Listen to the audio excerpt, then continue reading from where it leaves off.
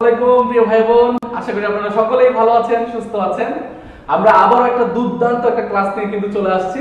ঈদের পরে অনেক দিন কিন্তু আপনারা অনেকে রিকোয়েস্ট করেছিলেন যে স্যার আমাদের ফ্রি ক্লাস লাগবে, ফ্রি ক্লাস লাগবে। তো মঈন স্যার বরাবরের মতোই আপনারা জানেন যে মঈন স্যারের ক্লাসে কিন্তু প্রচুর পরিমাণে ম্যাপ অ্যানালাইসিস থাকে এবং আজকের ক্লাসটা আমরা দুর্দান্ত ভাবে শেষ করব কিছু ম্যাপ অ্যানালাইসিস দিয়ে। ঠিক আছে, আমাদের বস সাইদুল স্যার কিন্তু আমাদের সাথে আছেন। ইনশাআল্লাহ স্যার আপনাদের সাথে আসবেন, অনেক কথা বলবেন। তো আমাদের প্রিয় ভাই বোন যারা আজকে আমাদের ক্লাসটাতে যুক্ত হচ্ছেন, সবাই একটু কষ্ট করে খুব দ্রুত যুক্ত হয়ে যাবেন এবং আমাদের যত ভাই বোনেরা চাকরি প্রত্যাশী ভাই বোনেরা আছে, বেকার ভাই বোনেরা আছে, সবার কাছে এই আজকের ক্লাসটাকে পৌঁছে দিবেন যেন তারা উপকৃত হতে পারে। সবাই একটু দ্রুত। আসসালামু আলাইকুম মঈন স্যার, কেমন আছেন? এই তো আলহামদুলিল্লাহ স্যার। আজকে কিন্তু মঈন স্যার খুবই অ্যামেজিং একটি ক্লাস নিয়ে আমাদের সামনে চলে এসেছেন। নদ নদী, আমরা জানি নদ নদী থেকে প্রচুর পরিমাণে প্রশ্ন আসে এবং তার চেয়েও বড় কথা হচ্ছে নদ নদী খুবই ঝামেলার একটা জায়গা। সো আজকে মাত্র 10টি এমসিকিউ দিয়ে স্যার কিন্তু নদ নদীর যত সমস্যা আছে সব সমস্যার সমাধান করে দিবেন ইনশাআল্লাহ। সো দেরি করার কোনো সুযোগ নেই, যত দ্রুত সময় আমরা শেয়ার করে দিব, আর যত দ্রুত শেয়ার হবে তত দ্রুত কি কেয়ার শুরু হয়ে যাবে, তার মানে ক্লাস শুরু হয়ে যাবে ইনশাআল্লাহ। সো দেরি করার কোনো সুযোগ নেই প্রিয় ভাই বোন আমার, আপনাদের অনুরোধে আমরা কিন্তু আমাদের প্রিয় স্যারকে নিয়ে এসেছি। তো সবাই একটু শেয়ার করে লিখে দিব এবং আজকে সর্বোচ্চ শেয়ার হইলে স্যার কিন্তু আবার আগামীকাল ক্লাস নেবেন, পরশু ক্লাস নেবেন, যত চান তত ক্লাস নেবেন ইনশাআল্লাহ। এবং আপনারা আপনাদের পছন্দ অনুযায়ী টপিকের উপর ক্লাস নেবেন। আপনারা শুধু বলবেন যে স্যার এই টপিকের উপর ক্লাস চাই, স্যার কিন্তু এই টপিকের উপরে ক্লাস নেবেন ইনশাআল্লাহ। সো একটু সবাই দ্রুত করতে হবে প্রিয় ভাই বোন, দেরি করার কোনো সুযোগ নেই। সবাই শেয়ার করে লিখে দিব, সবাই শেয়ার করে লিখে দিব, সবাই শেয়ার করে লিখে দিব। হ্যাঁ, এবং যে যতটা শেয়ার করবো তার সংখ্যাটা লিখে ডান লিখে দিব। 5টা শেয়ার করলে 5 ডান, 10টা শেয়ার করলে 10 ডান। আমরা যে যতটা শেয়ার করবো তার সংখ্যাটা লিখে ডান লিখে দিব। স্যার যারা শেয়ার করেছেন তাদের নামটা একটু প্লিজ স্যার শুনে দেন। আপনার ভিডিও স্যার শেয়ার করে দেন স্যার। আমি তো অবশ্যই, আমি তো সবার আগে। জিকে ব্যাকবোন, হ্যাঁ নামে কিন্তু স্যারেরও পেজ রয়েছে জিকে ব্যাকবোন। প্রীতি আক্তার ভাই আমাদের সাথে যুক্ত আছেন, ওয়ালাইকুম আসসালাম। স্যার আমাদের সাথে যুক্ত আছেন আবু নোমান, ওয়ালাইকুম আসসালাম। সবাই একটু কষ্ট করে আপনার পেজে শেয়ার করে দেন স্যার, শেয়ার করে দেন। এই যে আবু নোমান স্যার এই যে শেয়ার করেছেন, অনেক অনেক ধন্যবাদ। যারা শেয়ার করছেন আমাদের প্রিয় ভাই বোনদেরকে অনেক অনেক অনেক ধন্যবাদ। স্যার শেয়ার কেন করবে স্যার? শেয়ার কেন করবে? এই শেয়ার কেন করবে? শেয়ার কেন না করবে স্যার, আমি আগে এটা বলি। প্রথমত আপনারা শেয়ার করবেন, আপনাদের জীবনের সবচেয়ে গুরুত্বপূর্ণ একটা মোমেন্ট আপনারা পার করছেন। এখন এই যে পড়াশোনা শেষ করে বেকার অংশটা এবং আপনাদের কয়দিন পরে আবার একটা চাকরিজীবীর একটা অংশটা, এই মাঝখানের সময়টাতে আপনি যত বেশি আপনি অন্যদেরকে সহায়তা করবেন, অন্যদেরকে সহযোগিতা করবেন, সৃষ্টিকর্তা কিন্তু আপনাকে অত বেশি সহযোগিতা করবে পরীক্ষার হলে। তাহলে এই শেয়ারের মাধ্যমে প্রথমত এই ভিডিওটা আপনার কাছে সেফ থাকবে। দ্বিতীয়ত আপনার কোনো শুভাকাঙ্ক্ষী, আপনার বন্ধু বান্ধবরা যদি এই ভিডিওটা দেখে উপকৃত হয় এবং স্রষ্টা যদি আপনার উপর প্রসন্ন হয়ে যায়, খুশি হয়ে যায়, আপনার কিন্তু একটা চাকরি ইনশাআল্লাহ হবে। শেয়ার ডান লিখেছেন আমাদের রমজান ভাই যুক্ত হয়েছেন, অনেক ধন্যবাদ। ওয়ালাইকুম আসসালাম। রাবিয়া বোন আছে আমাদের সাথে। হেলাল রানা শেয়ার করেছি স্যার, অনেক ধন্যবাদ স্যার আপনাদের। ওকে, আজকে কিন্তু খুবই ধামাকা ক্লাস হবে, দেরি করা যাবে না প্রিয় ভাই বোন। যত দ্রুত শেয়ার করবেন তত দ্রুত আমরা ক্লাসটা শুরু করতে পারবো এবং আজকে যদি সর্বোচ্চ শেয়ার হয় তাহলে কিন্তু এমন ক্লাস রেগুলার চলবে ইনশাআল্লাহ। আর আজকে স্যার একটা অফার দিয়ে দিই স্যার। জি স্যার, জি স্যার, এটা হচ্ছে আমার পক্ষ থেকে। সেটা হচ্ছে আপনারা জানেন যে সর্বোচ্চ পরিমাণে শেয়ার হলে কিন্তু আমি আমার ক্লাসের মধ্যে ম্যাপ অ্যানালাইসিস করি।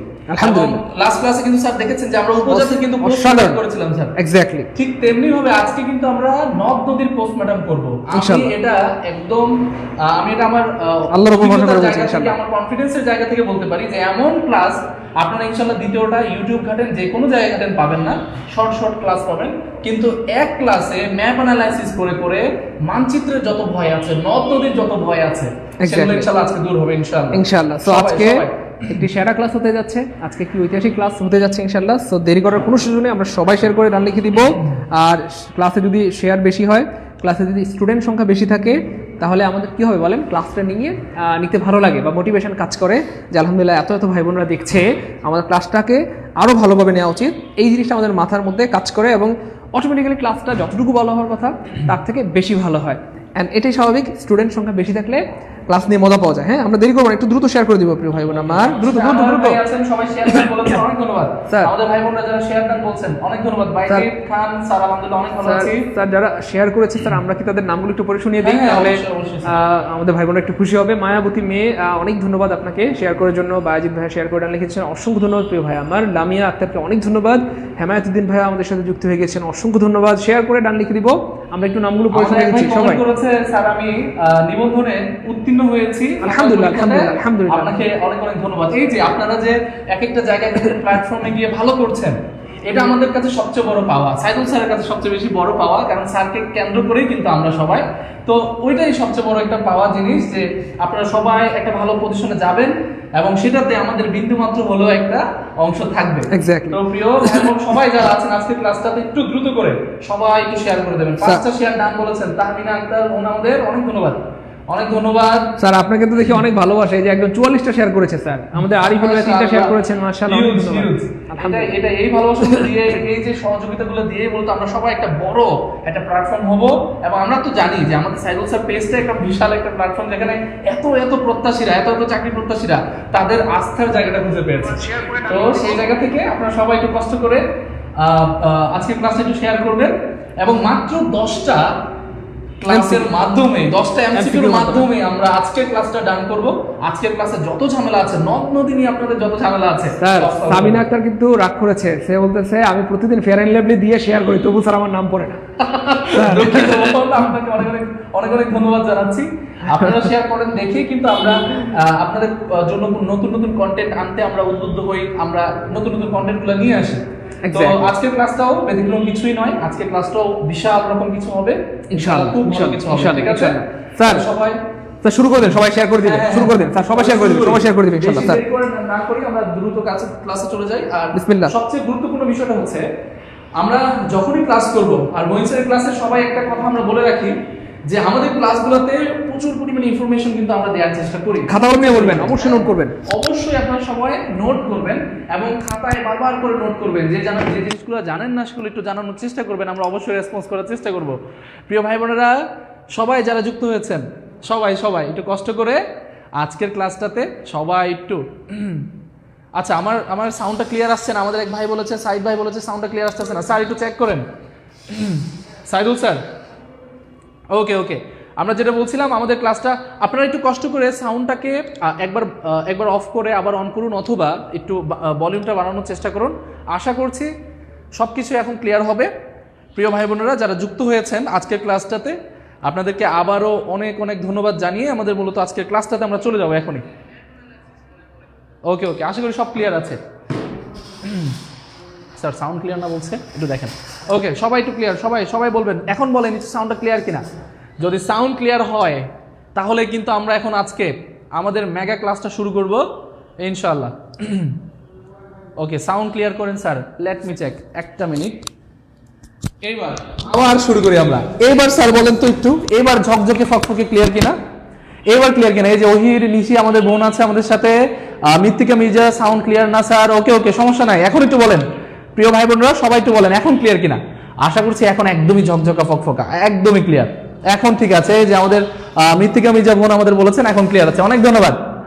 তাহলে আজকের ক্লাসে আমরা সবাই একটু আগে থেকে একটা হচ্ছে আমরা আগের ক্লাস থেকে প্রথম থেকে আমরা একটা নিজেদের মধ্যে একটা জোশ নিয়ে নিই যে আমরা আজকের ক্লাসটাতে মঈন স্যারের সাথে সাধারণ জ্ঞানের সবচেয়ে পেঁচানো একটা টপিক যেটা আমরা মাথায় রাখতে পারি না, সেটা হচ্ছে বাংলাদেশের নদ নদী উৎপত্তি কোথায় মিলিত হয়েছে, কোথায় পতন হয়েছে, হ্যান ত্যান এত তথ্য।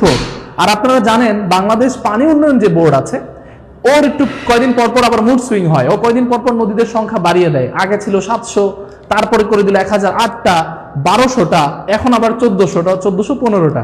তাহলে এই সবকিছু নিয়ে কিন্তু আমরা আজকে আলোচনা করবো ইনশাআল্লাহ। ওকে, সাউন্ড ক্লিয়ার, একদম ক্লিয়ার। প্রিয় ভাই বোনেরা তাহলে ক্লাসের দিকে চলে যাচ্ছি আমরা। আর ক্লাসটা যেহেতু আপনারা করছেন, সবাই শেয়ার করছেন, অবশ্যই জানিয়ে দেবেন যে আমরা কোথা থেকে আজকে ক্লাসটা দেখছি। সবাই একটু কষ্ট করে আজকের ক্লাসটাতে একটু জানিয়ে দেবেন যে কে কোন জেলা থেকে দেখছি, সবাই একটু জানিয়ে দেবেন। আলহামদুলিল্লাহ, নোয়াখালী থেকে, দিনাজপুর থেকে আমাদের ভাই বোনেরা যুক্ত হয়েছে আজকের ক্লাসে, মাশাআল্লাহ। ওকে, চলেন প্রথম টপিকটাতে চলে যাই। আমরা জানি যে আমাদের ক্লাসগুলো মূলত বেস্ট হয় কি নিয়ে? আমাদের ক্লাসগুলো মূলত হয় প্রত্যেকটা বিষয়ের বিস্তর আলোচনা নিয়ে। আমরা জানি যে সাইদুস স্যার, আমাদের সকিনা স্যার, বস টিচাররা যখন ক্লাস নেয় তখন কিন্তু ক্লাসে একটা অন্যরকম আমেজ থাকে, তাই না? ক্লাসের মধ্যে আপনারা কিন্তু অনেক কিছু শিখতে পারেন। তাহলে আপনারা অবশ্যই একটু বলবেন যে আজকের এই ক্লাসটাতে আপনাদের কোন কোন জায়গাতে সমস্যা আছে সেগুলো একটু শেয়ার করবেন। প্রথম এমসিকিউতে চলে যাচ্ছি। প্রথম এমসিকিউতে আপনারা দেখতে পাচ্ছেন যে বাংলাদেশের একটা খুবই গুরুত্বপূর্ণ টপিক নিয়ে আপনাদের আলোচনা করা হয়েছে, যেটার নাম হচ্ছে বাংলাদেশের কয়টি নদ আছে। নদ, ভাই নদী বলে না কিন্তু নদ বলছে, আবেগে বিবেক নষ্ট করা যাবে না, সবাই আনসার করে ফেলেন।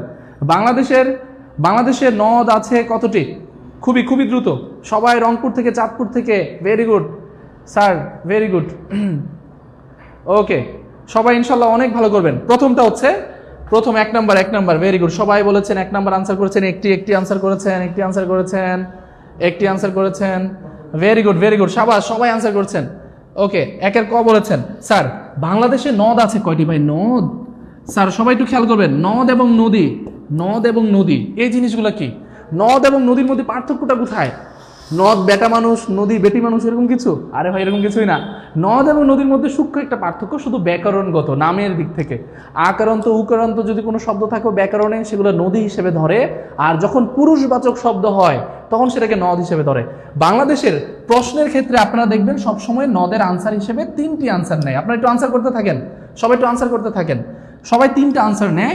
যেমন ধরেন এই 3টা নদীর আগে একটু আমরা বলি যে কোন নদীগুলা মূলত। যেমন আপনারা দেখবেন কপোতাক্ষ, এই যে কপোতাক্ষ একটা নদ, ঠিক আছে? মাইকেল মধুসূদন দত্তের সেই স্মৃতি বিজড়িত সেই কপোতাক্ষ কিন্তু একটা নদ, ঠিক আছে? আপনারা নাম শুনেছেন ব্রহ্মপুত্র কিন্তু একটা নদ, ঠিক আছে? আপনারা নাম শুনেছেন কিন্তু ব্রহ্মপুত্রের পরে আপনারা নাম শুনেছেন কুমার, এই কুমার কিন্তু একটা নদ, ঠিক আছে? কুমার কিন্তু একটা নদ।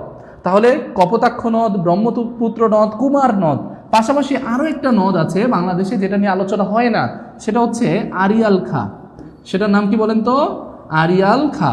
সেটার নাম হচ্ছে আড়িয়াল খা।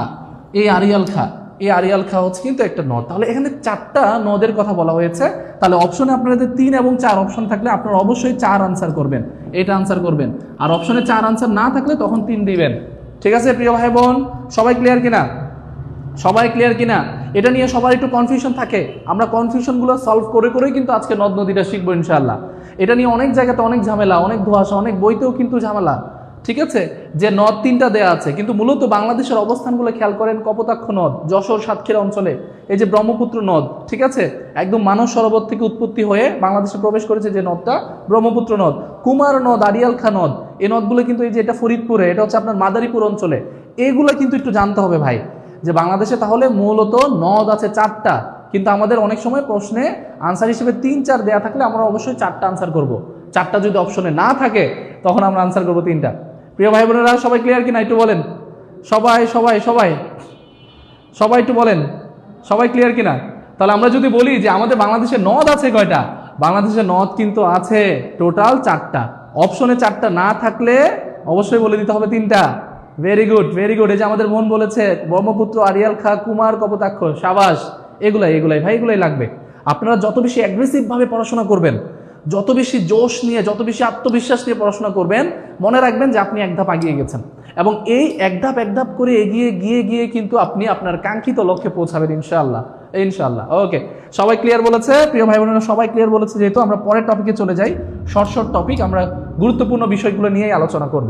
এবার একটু খেয়াল করেন সবাই, বাংলাদেশের বৃহত্তম বা দীর্ঘতম নদী কোনটি? বাংলাদেশের বৃহত্তম বা দীর্ঘতম নদী এখন কিন্তু 2টা হয়ে গেছে। 11তম যে বিসিএস ছিল, 11তম বিসিএসে কিন্তু কোশ্চেনটা ছিল একটা। আমি সেই কোশ্চেনগুলো আপনাদেরকে ঝামেলাগুলো ক্লিয়ার করে দিচ্ছি। এখন বাংলাদেশের বৃহত্তম নদী একটাকে ধরা হয়, দীর্ঘতম নদী আরেকটাকে ধরা হয়, ঠিক আছে? আমরা বৃহত্তমটা কেটে দিলাম, শুধুমাত্র আপনারা আনসার করবেন বাংলাদেশের দীর্ঘতম নদী বর্তমানে কোনটা। আপনাদের যে ঝামেলাগুলো বইতে আনআপডেটেড, যেগুলো অনেকগুলো বই আপডেট করে নাই, অনেক স্যারেরাও আপডেট করে দেয় নাই, ঠিক আছে? সেগুলো নিয়ে আমরা আজকে আলোচনা করবো ইনশাল্লাহ। ওকে, আচ্ছা, আমাদের এক ভাই বলেছেন স্যার রিটেনে আসলে কয়টা আনসার করবো? অবশ্যই 4টা। নদ কিন্তু 4টাই আছে বাংলাদেশে, 4টা নদই কিন্তু বাংলাদেশে অবস্থিত। এমন না যে কোনো একটা নদ বিলীন হয়ে গেছে, প্রত্যেকটা নদই কিন্তু আছে। এবং বাংলাদেশ পানি উন্নয়ন বোর্ডের কিন্তু এক একটা অঞ্চল ভিত্তিক নদের কিন্তু নাম্বার প্লেট থাকে, যে এই অঞ্চলে এই নদ, ওই অঞ্চলে ওই নদ। প্রত্যেকটা অঞ্চলের নদের কিন্তু নাম্বার প্লেট আছে। তাহলে প্রত্যেকটা নদই কিন্তু আমরা লিখবো, 4 লিখবো ইনশাল্লাহ। ওকে, এবার খেয়াল করেন তো, বাংলাদেশের সবচেয়ে দীর্ঘতম নদী কোনটি ভাই? এটা বলতে আমরা একটু পড়াশোনা করে ফেলি, আপনারা আনসার করেন সবাই। প্রিয় ভাই বোনেরা সবাই একটু আনসার করেন। দেখেন, এই প্রশ্নটা আসছে 11তম বিসিএস এ, কোশ্চেনটা আসছে সহকারী থানা মাধ্যমিক শিক্ষা কর্মকর্তায়, আনসার বিডিবি অধিদপ্তরে কোশ্চেনটা আসছে। একই কোশ্চেন কিন্তু আপনাদের প্রাইমারি শিক্ষক নিবন্ধনে, আপনাদের 10তম 20তম যে গ্রেডের যে কোশ্চেনগুলো আছে আমাদের পরীক্ষার প্রশ্নগুলোতে, সেগুলোতে কিন্তু এই কোশ্চেন আবার ঘুরে ফিরে থাকবে ইনশাআল্লাহ। তাহলে সবাই আনসার করছেন, সাবাস। পদ্মা পদ্মা পদ্মা, ভেরি গুড, সবাই পদ্মা আনসার করছেন, আরে সাবাস। আমি চাই যে আপনাদের এই আনসারটাই খুবই আরো বেশি অ্যাগ্রেসিভ হোক, আরো বেশি ভালোভাবে আপনারা আনসার করেন। তাহলে বাংলাদেশের বৃহত্তমটা একটু বলতে গেলে বাংলাদেশের মূলত যে নদীগুলো আছে তার মধ্যে সবচেয়ে দীর্ঘতম যে নদী, এই দীর্ঘতম নদীর নাম হচ্ছে পদ্মা নদী। পদ্মা নদী হচ্ছে বাংলাদেশের সবচেয়ে দীর্ঘতম নদী। আর বাংলাদেশ সবচেয়ে ক্ষুদ্রতম নদীকে কে বলতে পারবে? বাংলাদেশের সবচেয়ে ক্ষুদ্রতম নদী কোনটি, কে বলতে পারবে? প্রিয় ভাই সবাই একটু আনসার করেন, বাংলাদেশের সবচেয়ে ক্ষুদ্রতম নদী কোনটা? একটু দেখতে চাই কে কে আনসার করবেন। বাংলাদেশের সবচেয়ে ক্ষুদ্রতম নদী কোনটা, একটু আনসার করেন। বাংলাদেশের সবচেয়ে খরস্রোতা, এই কোশ্চেনটা কিন্তু আসে, বাংলাদেশের সবচেয়ে খরস্রোতা নদী কোনটি? খরস্রোতা নদী কোনটি? বাংলাদেশের সবচেয়ে খরস্রোতা নদী কোনটি? সবচেয়ে ক্ষুদ্রতম নদী কোনটি? তারপরে যদি আমরা বলি একসাথে অনেকগুলো যদি আমরা পড়ার চেষ্টা করি এভাবে, যে বাংলাদেশের সবচেয়ে বৃহত্তম, বাংলাদেশ সবচেয়ে গভীরতম অথবা বাংলাদেশ সবচেয়ে নাব্যতম নদী কোনটা? দেখেন একটা ক্লাসে কিন্তু আমরা সবগুলা ধরে ধরে ধরে ধরে সলভ করব। এই যে আমাদের ভাই একজন আনসার করেছে ক্ষুদ্রতম নদী হচ্ছে বলেশ্বর, আমাদের সিপন ভাই আমাদেরকে আনসার করেছে, দুর্জয় ভাই আনসার করেছে পদ্মা, কেউ আনসার করেছে মেঘনা, বলেশ্বর আনসার করেছে। আমার সাথে যুক্ত আছেন আমাদের প্রত্যুষ ভাই, যুক্ত আছেন আমাদের সাথে, ওয়ালাইকুম আসসালাম। ওকে, ভেরি গুড, সাবাস, ভেরি গুড। কর্ণফুলী আনসার করেছেন অনেকে, কর্ণফুলী আনসার করেছেন, খরস্রোতা নদী। ওকে, আপনারা কিন্তু কোনটা আনসার করছেন একটু বলে দেবেন, ঠিক আছে? আমরা একটা একটা করে সলভ করি। বাংলাদেশের দীর্ঘতম নদী পদ্মা নদী। এই পদ্মা নদী প্রায় 341 কিলোমিটার ছিল, বর্তমানে 351 কিলোমিটার। নতুন যে রিপোর্ট দিয়েছে সেই অনুযায়ী 351 কিলোমিটার, বর্তমানে 351 কিলোমিটার এই নদীটার দৈর্ঘ্য। ক্ষুদ্রতম নদী আগে ছিল কিন্তু গাঙ্গিনা। আপনারা কিন্তু যারা পড়াশোনার মধ্যে আছেন তারা জানেন যে রিসেন্টলি কিন্তু যেই বাংলাদেশ পানি উন্নয়ন বোর্ড এবং যৌথ নদী কমিশন তারা মিলে, অথবা জাতীয় নদী রক্ষা কমিশন তারা মিলে যে রিপোর্ট দিয়েছিল, সেই রিপোর্টে কিন্তু সবচেয়ে ক্ষুদ্রতম নদীটা ছিল গাঙ্গিনা, ঠিক আছে? কিন্তু বর্তমানে সবচেয়ে ক্ষুদ্রতম নদীর নাম হচ্ছে বলেশ্বর। এই বলেশ্বর হচ্ছে বাংলাদেশের বর্তমানে সবচেয়ে ক্ষুদ্রতম নদী হচ্ছে বলেশ্বর। সবচেয়ে ক্ষুদ্রতম নদীর নাম হচ্ছে বলেশ্বর। প্রিয় ভাই বোন সবাই ক্লিয়ার কিনা? সবাই একটু বলেন ক্লিয়ার কিনা? বাংলাদেশের সবচেয়ে ক্ষুদ্রতম নদীর নাম বর্তমানে হচ্ছে বলেশ্বর। এই বলেশ্বরটা মাত্র 0.2 কিলোমিটার এবং এই বলেশ্বরটা বর্তমানে শেরপুর জেলার কে কে আছে আমার ভাই বোনেরা একটু বলেন দেখি, শেরপুর জেলার কে কে আছে? সবাই একটু বলেন শেরপুর জেলার কে কে আছে? শেরপুর জেলার। ওকে, আমাদের সাথে এমএসটি ববি আছে, ববি বোন আমাদের বলেছে ক্ষুদ্রতম বলেশ্বর নদী। সাবাস সাবাস সাবাস। হ্যাঁ, প্রত্যুষ ভাই আমাদের বলেছে খালি চেঞ্জ হয় প্রতি বছর। মানে মূলত আমাদের এই যে নদী রক্ষা কমিশন, ওর ভাই এত পরিমাণে মুড সুইং হয়, ও কয়দিন পরপরই চেঞ্জ করে দেয়। ও দেখবেন কিছুদিন আগে প্রথমে বলেছিল মাধ্যমিক বই অনুযায়ী বাংলাদেশের নদ নদীর সংখ্যা হচ্ছে 700। তারপরে বলেছিল গত বছর 2024 সালে সেপ্টেম্বরের দিকে তারা বলেছিল যে বাংলাদেশের নদ নদীর সংখ্যা বর্তমানে 1008টা, তারপরে 1200টা বলল। আর লাস্ট রিসেন্টলি 2025 সালের এপ্রিল মাসে তারা যেই নতুন একটা খরসা প্রতিবেদন তারা বের করেছে, সেটাতে তারা বলেছে বর্তমানে 1415টি নদী আছে বাংলাদেশে, 1415টি নদী আছে, যার মধ্যে সবচেয়ে দীর্ঘতম নদীর নাম হচ্ছে পদ্মা নদী এবং সবচেয়ে ক্ষুদ্রতম নদীর নাম হচ্ছে বলেশ্বর, যেটা শেরপুর জেলায় অবস্থিত। এতটুকু ক্লিয়ার কিনা প্রিয় ভাই বোন? সবাই একটু বলেন এতটুকু ক্লিয়ার কিনা? হ্যাঁ, বলেশ্বর হয়ে গেছে। এই যে আমাদের নুসরাত বোন বলছে স্যার বলেশ্বর কবে হলো? এই যে এপ্রিলে হয়ে গেছে, এই বছর এপ্রিলে হয়ে গেছে। খরস্রোতা যে নদীটা, এটার নাম হচ্ছে কর্ণফুলী। আমরা সবাই জানি কর্ণফুলী, আমাদের কর্ণফুলী, চট্টগ্রামের কর্ণফুলী, ঠিক আছে? এই কর্ণফুলীটা কিন্তু খুবই গুরুত্বপূর্ণ। বাংলাদেশ সবচেয়ে খরস্রোতা নদী হচ্ছে এই কর্ণফুলী, ঠিক আছে? ওকে, তারপরেটাতে চলে যায় বৃহত্তম, গভীরতম, নাব্যতম। খুবই গুরুত্বপূর্ণ একটা কোশ্চেন। বৃহত্তম, গভীরতম, নাব্যতম, একজন সবকিছু হোল্ড করে রেখেছে। সবাই একটু বলেন যে বাংলাদেশের সবচেয়ে বৃহত্তম নদী কোনটা, বাংলাদেশের সবচেয়ে নাব্যতম নদী কোনটা, বাংলাদেশের সবচেয়ে গভীরতম নদী কোনটা, বাংলাদেশের সবচেয়ে বেশি উপজেলা দিয়ে প্রবাহিত যে নদীটা সেটার নাম কি, উৎপত্তি স্থলে বরাক কোন নদীর নাম? এভাবে কিন্তু আপনাদেরকে কোশ্চেন করতে পারে, ঠিক আছে? এই নদীটার নাম হচ্ছে মেঘনা নদী। প্রিয় ভাই বোনেরা সবাই আশা করি পেরেছেন এটা, মেঘনা নদী। সবাই পেরেছেন কিনা? মাশাআল্লাহ, আমাদের সাথে কিন্তু প্রায় 850 চোখ আমাদেরকে দেখছে। এত চাকরি প্রত্যাশী আমাদের ভাই বোনদের সকলের মনের আশাটা পূর্ণ হোক। আমি মন থেকে দোয়া করি আর আজকে জানেন যে আজকে কিন্তু বিশ্ব বাবা দিবস। আমাদের পিতা যারা আমাদের ছায়া তলে রেখেছে তাদের সবসময়, যারা আমাদেরকে আগলে রেখেছে, যারা আমাদেরকে সবসময় তাদের সর্বোচ্চটুকু দিয়ে আমাদেরকে সর্বোচ্চ ভালো পজিশনে রেখেছে, তাদের জন্য আমরা কিছু করব, এমন একটা প্রতিশ্রুতি হোক আজকের ক্লাসটা থেকে। আজকের বাবা দিবসে আমরা প্রত্যেকটা বাবাকে, প্রত্যেকটা যোদ্ধাকে, আমি যোদ্ধা বলবো, প্রত্যেকটা যোদ্ধাকে আমি সালাম জানাচ্ছি, ভালোবাসা শ্রদ্ধা জানাচ্ছি। ওকে, সবাই একটু বলেন ভাই। ওকে, আমরা যদি বলি বাংলাদেশ সবচেয়ে বৃহত্তম, গভীরতম এবং নাব্যতম যে নদী, সেই নদীটার নাম হচ্ছে মেঘনা, তাহলে বলে ফেলেন বাংলাদেশ সবচেয়ে দীর্ঘতম নদী কোনটা?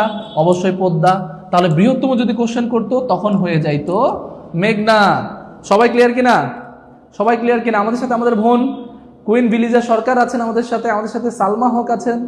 অনেক ধন্যবাদ ভাই বোনেরা যারা যুক্ত আছেন, সবাই একটু শেয়ার করবেন, শেয়ার করে আজকের ক্লাসটাতে যুক্ত করবেন সবাইকে ইনশাল্লাহ। ওকে ওকে, ইনশাল্লাহ ইনশাল্লাহ। এই যে আমাদের রাবেয়া বোন আমাদের বলেছেন ইনশাল্লাহ বাবার জন্য হলে 19তম নিবন্ধনে টিকবো ইনশাল্লাহ ইনশাল্লাহ ইনশাল্লাহ। এই যে আমাদের ফাহমিদা বোন বলেছে বাবা বেঁচে নেই স্যার। বেঁচে নেই কথাটা কিন্তু আসলে সত্যিকার অর্থে বেঁচে নেই মানুষের মূলত আত্মার যে একটা স্থানান্তর হয়, ঠিক আছে? মানুষ মূলত সবসময় বেঁচে থাকে কোথায়? আপনার স্মৃতিতে, আপনার কর্মকাণ্ডে, সবখানে কিন্তু মানুষ বেঁচে থাকে। আপনি যখন ভালো করবেন, আপনি যখন একটা ভালো পজিশনে যাবেন, তখন দেখবেন বলবে যে অমুকের মেয়েটা, অমুকের ছেলেটা কিন্তু এই কাজটা করছে, তখন দেখবেন আপনার বাবা আবার জীবিত হয়ে গেছে। তো আপনাদের জন্য অনেক অনেক দোয়া ভাই। আমরা তারপরেটাতে চলে গেলাম, পরের কোশ্চেনটাতে আমরা চলে গেলাম। পরের কোশ্চেনটা করেছে যে বাংলাদেশের সবচেয়ে গুরুত্বপূর্ণ যৌথ নদী কমিশনের অন্যতম প্রধান লক্ষ্য কি? দেখেন ভাই, কোশ্চেনটা কিন্তু 12তম বিসিএসে আসছে, কোশ্চেনটা আবার আপনার নিবন্ধনে আসবে। এই কোশ্চেনটা কিন্তু আবার আপনার বোর্ড পরীক্ষাগুলোতে, যেগুলোতে বিশেষ করে 10তম 20তম যে গ্রেডের পরীক্ষাগুলো আছে, শিক্ষক নিবন্ধনের পরীক্ষাগুলো আছে, সেগুলোতে আবার ঘুরিয়ে ফিরিয়ে করবে। এটা আনসার করতে করতে আমরা একটু বলে ফেলি, যৌথ নদী কমিশন যেটা, এটা সম্পর্কে আপনারা অনেকেই জানেন, আমি আবার একটু বলে দিচ্ছি। যৌথ নদী কমিশন, এই যৌথ নদী কমিশনটা গঠন হয়েছিল 1972 সালে। তাহলে যদি আপনাদেরকে কোশ্চেন করে যে যৌথ নদী কমিশন গঠিত হয়েছিল কবে, আপনারা আনসার করবেন 1972 সালে এটা হয়েছিল। এবং মূলত এটার কাজ ছিল কি? আমাদের যে নদীগুলো ছিল, নদী ছিল, এই নদীর নাব্যতা বৃদ্ধি করা। তাহলে নদীর নাব্যতা বৃদ্ধি করা। আপনারা কি কেউ বলতে পারবেন ভাই নাব্যতা কি জিনিস? কে বলতে পারবে? আচ্ছা, আমাদের একজন বলেছে ভাই আখেরাতের পথের যাত্রা। আচ্ছা, আমাদের এক ভাই অথবা বোন বলেছেন তিনি খরস্রোতা মানে কি? খরস্রোতা মানে যার স্রোত সবচেয়ে বেশি তীক্ষ্ণ, যার স্রোতগুলো সবচেয়ে বেশি, ঠিক আছে? অনেক স্রোতের যে নদীগুলো তাকে বলে খরস্রোতা, ঠিক আছে? ওকে ওকে ওকে, আপনারা সকলেই আশা করছি একদম পারবেন। নাব্যতা কি জিনিস এটাকে আনসার করতে পারবেন? বলেন নাব্যতা কি জিনিস? এটা নিয়ে আপনাদের ঝামেলা থাকে, ভাই নাব্য বলছেন, নাব্য নদী বললেন, নাব্যতা কি জিনিস? এই নাব্যতা কি জিনিস? প্রথমত দুইটা দিক থেকে আপনি একটা নদীর নাব্যতা যাচাই করতে পারেন। একটা হচ্ছে সেই নদীটা শুষ্ক মৌসুমে অর্থাৎ শুকনো মৌসুমে এটা কি লক্ষ লক্ষ কিউসেক পানি অর্থাৎ অনেক পানি কি ধারণ করে রাখে কিনা, এটা একটা নাব্য নদীর একটা বৈশিষ্ট্য। দ্বিতীয় বৈশিষ্ট্য হচ্ছে ওই নদীটা নৌ চলাচল বা নদীতে নৌকা চলাচল বা নৌযান চলাচল, লঞ্চ, স্টিমার, এগুলো চলাচলের জন্য পারফেক্ট কিনা বা যথাযথ কিনা। যদি এমন নদী হয় তাহলে সেই নদীকে আমরা বলবো নাব্য নদী। এবং সেই তুলনায় সবচেয়ে নাব্যতম নদীর নাম হচ্ছে, আমরা একটু আগে পড়েছি, সেটার নাম হচ্ছে মেঘনা। এখন আপনি বলতে পারেন ভাই কেন মেঘনা, অন্য নদী নয় কেন? কারণ হচ্ছে এই মেঘনা নদীটা সবচেয়ে বেশি গভীর নদী এবং এখানে পানি ধারণ ক্ষমতা সবচেয়ে বেশি, যে কারণে কোনো লঞ্চ বা স্টিমার কোনো জায়গায় গিয়ে আটকে যাবে না। সেই কারণে সবচেয়ে নাব্যতম নদীটার নামই হচ্ছে মেঘনা। আর নাব্যতা বলতে আমরা একটা নদীর সবচেয়ে বেশি পানি যে ধারণ করে রেখেছে বা যার নৌ চলাচল পারফেক্ট, তাকে আমরা নাব্য নদী বলে বিবেচনা করি। ওকে ওকে ওকে ওকে, আশা করছি আপনারা সবাই পারবেন, সাবাস। ওকে, এই যে আমাদের মৃত্তিকা বোন আমাদের বলছে নাব্যতা মানে হচ্ছে পানির সঠিক প্রবাহ, সাবাস, ভেরি গুড ভেরি গুড। তাহলে হচ্ছে দুদেশের নদীগুলোর নাব্যতা বৃদ্ধি, ক নাম্বার আনসার যারা করেছেন তারা কিন্তু একদম ঠিক আনসার করেছেন, সাবাস। শিপন দাস ভাই আমাদের ক নাম্বার আনসার করেছেন। আমাদের নেহা বোন আনসার করেছেন 1972 সালে। অনেক অনেক ধন্যবাদ আপনাদেরকে, অনেক অনেক ধন্যবাদ। আরেকটা বার বলি, যারা নতুন যুক্ত হয়েছেন আজকের ক্লাসটা ভাই একটু কষ্ট করে শেয়ার করে দেন। আজকের ক্লাসটা আপনাদের একটা বড় সম্পদ হবে ইনশাল্লাহ, কারণ আমরা জাস্ট এখনো ওয়ার্ম আপ করছি, আপনাদেরকে নদীর দিকে নিয়ে আসতেছি, আপনাদের মাইন্ডটাকে নদীতে নিয়ে আসতেছি। একটু পরে আমরা যখন ম্যাপ অ্যানালাইসিস করা শুরু করব, বাংলাদেশের উত্তর, দক্ষিণ, পূর্ব, পশ্চিমে যত নদ নদী আছে যেখানে যুক্ত হয়েছে সব কিছু ইনশাল্লাহ খুব সহজ সরলভাবে শেষ করবো ইনশাল্লাহ। ওকে, আশা করছি আপনারা সবাই ক্লিয়ার। পরের টপিকে চলে যাচ্ছি, 3 নম্বর টপিক, বাংলাদেশের নদী গবেষণা ইনস্টিটিউট। ওহো, কোশ্চেনটা যে এত জোস, একদম জোস একটা কোশ্চেন। দেখেন এই কোশ্চেনটা কোথায় এসেছে ভাই, কোথায় এসেছে? কোশ্চেনটা এসেছে 30তম বিসিএস এ, জাতীয় নিরাপত্তা গোয়েন্দা সংস্থা অর্থাৎ এনএসআই এর ক্ষেত্রে ফিল্ড অফিসার নিয়োগ 2017 সালে এই কোশ্চেনটা আসছে। একই কোশ্চেন কিন্তু আপনার নিবন্ধন পরীক্ষাতে, চাকরির পরীক্ষাগুলোতে 10তম 20তম গ্রেডে, বিসিএস এ সব জায়গায় আসবে। ঠিক আছে, তাহলে একটু আনসার করে দেন, বাংলাদেশের নদী গবেষণা ইনস্টিটিউট কোথায় অবস্থিত? এটা বলতে বলতে নদী গবেষণা ইনস্টিটিউট একটু বলি, এটা বলা দরকার। নদী গবেষণা ইনস্টিটিউট, নদী গবেষণা ইনস্টিটিউট। আচ্ছা, এই যে নদী গবেষণা ইনস্টিটিউট নিয়ে আপনাদের যে পড়াশোনাটা থাকে, ইনস্টিটিউট, এই নদী গবেষণা ইনস্টিটিউট থেকে প্রথমত বলা হয় যে নদী গবেষণা ইনস্টিটিউট কবে প্রতিষ্ঠিত হয়, নদী গবেষণা ইনস্টিটিউট কোথায় প্রতিষ্ঠিত হয়, নদী গবেষণা ইনস্টিটিউটের বর্তমান কোথায় অবস্থিত, কারণ এটা কিন্তু স্থানান্তরিত হয়েছে, কত সালে স্থানান্তরিত হয়, এই কোশ্চেনগুলো কিন্তু আসে। প্রিয় ভাই বোন সবাই একটু খেয়াল করেন, ফরিদপুর সবাই আনসার করছেন। ফরিদপুর আমার খুব প্রিয় একটা জায়গা, আমি ফরিদপুরে অনেক স্টুডেন্ট পড়িয়েছি আলহামদুলিল্লাহ, হাজারখানেক স্টুডেন্ট ফরিদপুরে পড়িয়েছি আমি। তো এই ফরিদপুর খুবই পছন্দের একটা জায়গা, একটু খেয়াল করবেন। এই নদী গবেষণা ইনস্টিটিউট যেটা নিয়ে একটু আলোচনা করব, নদী গবেষণা ইনস্টিটিউট এটা গঠিত হয়েছিল কবে? এটা গঠিত হয়েছিল 1977 সালে, 1977 সালে। এবং এটা গঠিত হয়েছিল কোথায় বলেন তো? এটা গঠিত হয়েছিল ঢাকায়, ঢাকায় গঠিত হয়েছিল। কিন্তু যদি বলা হয় বর্তমানে এটার অবস্থান কোথায়, এটা স্থানান্তরিত হয়েছে কত সালে, আমরা বলবো বর্তমান অবস্থানটা হচ্ছে, বর্তমান অবস্থানটা হচ্ছে ফরিদপুরের হারুকান্দি। তাহলে আমরা যদি বলি ফরিদপুরের হারুকান্দিতে কিন্তু বর্তমানে এইটার অবস্থান, এবং এটা স্থানান্তরিত করা হয়েছিল কবে? এই কোশ্চেনটা কিন্তু আপনাদের আসতে পারে যে কত সালে নদী গবেষণা ইনস্টিটিউট ঢাকা থেকে ফরিদপুরের হারুকান্দিতে স্থানান্তরিত করা হয়েছে। এটা স্থানান্তরিত করা হয়েছে 1989 সালের পহেলা জুলাই। আপনারা সবাই একটু মাথায় রাখবেন, 1989 সালের পহেলা জুলাই কিন্তু ফরিদপুরে এটা স্থানান্তর করা হয়েছে। সাবাস, ভেরি গুড। এই যে আমাদের আবু রায়হান ভাই বলেছেন স্থানান্তর করা হয়েছে ফরিদপুরে, অনেক ধন্যবাদ। সিনথিয়া বোন আমাদের বলেছেন 1977 সালে, হারুকান্দি বলেছেন রেজা ভাই আমাদের। ওকে, আমাদের সাথে আছেন তমা মণ্ডল 1977 বলেছেন, জহিরুদ্দিন ভাই বলেছেন 1977, বর্তমান হারুকান্দি ফরিদপুর বলেছেন আমাদের আবু তাইয়েব ভাই। ওকে ওকে ওকে, সবাইকে অনেক ধন্যবাদ। আজকের এই ক্লাসটা আপনাদের অনেক বেশি বেনিফিশিয়াল হবে ইনশাআল্লাহ, অনেক বেশি। তাই যারা এখনো শেয়ার করেন নাই, প্রিয় ভাই বোন একটু কষ্ট করে শেয়ারটা করে লিখে দেবেন যে ভাই share done, sir share done. যত বেশি শেয়ার হবে তত বেশি কিন্তু আমাদের এই ভিডিওগুলো আপনাদের কাছে পৌঁছে যাবে। ওকে, পরের কোশ্চেনটাতে আমরা চলে যাচ্ছি, একটা করে সলভ করি। পরের কোশ্চেন চলে যাচ্ছি, বাংলাদেশ ও ভারতের মধ্যে অভিন্ন নদীর সংখ্যা কতটি? একটু আনসার করবেন সবাই, বাংলাদেশ ভারতের মধ্যে অভিন্ন নদীর সংখ্যা কতটি? আচ্ছা ভাই, অভিন্ন নদী কি জিনিস আবার? একটু কোশ্চেনটার আনসার করতে থাকেন। আর কোশ্চেনটা দেখেন কোথায় এসেছে, কোশ্চেনটা এসেছে 14তম শিক্ষক নিবন্ধন 2017 সালের পরীক্ষাতে, এবং বিভিন্ন মন্ত্রণালয়ে এসেছে, যেগুলো তৃতীয় শ্রেণীর যে কর্মচারী আছে তাদের জন্য সেই পরীক্ষাগুলো হয়েছিল, সেটাতে কিন্তু এই প্রশ্নগুলো এসেছে। তাহলে প্রিয় ভাই বোন আপনারা সবাই একটু আনসার করেন যে বাংলাদেশ ও ভারতের মধ্যে অভিন্ন নদী আছে কয়টা? এখন অভিন্ন নদী কি জিনিস একটু খেয়াল করেন। ধরুন এটা হচ্ছে বাংলাদেশ, এই বাংলাদেশের মধ্যে আপনারা জানেন অনেকগুলো নদী কিন্তু অন্যান্য দেশ থেকে এসেছে।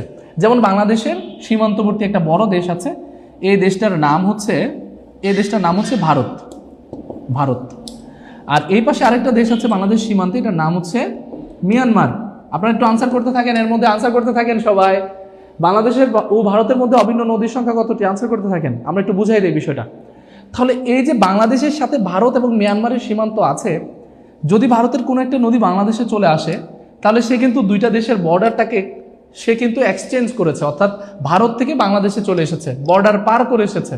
এমন নদীগুলোকে আমরা বলি আন্তঃসীমান্ত নদী। এমন নদীগুলোকে কি বলি? এমন নদীগুলোকে আমরা বলি আন্তঃসীমান্ত নদী। তাহলে এই আন্তঃসীমান্ত নদী টোটাল আছে কতগুলো? সবাই একটু আনসার করেন তো। মোট আন্তঃসীমান্ত নদী, বা যেটাকে আমরা ট্রান্স বাউন্ডারি রিভার বলে ডাকি, যেটাকে আমরা আন্তঃসীমান্ত নদী নামেও ডাকি, সীমান্ত নদী, আন্তঃসীমান্ত অথবা অভিন্ন নদী, এটাও বলতে পারেন অভিন্ন নদী। আমাদের যদি কোশ্চেন করা হয় যে মোট বাংলাদেশের সাথে আন্তঃসীমান্ত নদী বা অভিন্ন নদী আছে মোট কতটি, মোট কতটি, ঠিক আছে, তাহলে কিন্তু আমরা সবাই জানি যে মোট নদী আছে, আমাদের মোট আন্তঃসীমান্ত নদী আছে 57টি। এখন একটা কমন সেন্স ভাই, যে যদি 57টা নদী হয় দুইটা দেশের সাথে আন্তঃসীমান্ত থাকবে, কারণ বাংলাদেশের সীমান্তে দুইটা দেশই আছে, একটা ভারত একটা মিয়ানমার, একটা আউলিয়া একটা দেউলিয়া, ঠিক আছে। তাহলে এই 57টার মধ্যে আমরা জানি ভারতের সাথে আছে 54টি। ভারতের সাথে কতটি আছে আমরা আবারও লিখে দিচ্ছি, ভারতের সাথে আছে কতটি, 54টি নদী আছে। আর বাকিগুলো আছে মিয়ানমারের সাথে, মিয়ানমারের সাথে আছে 3টি নদী। আশা করছি আপনারা সবাই পারবেন।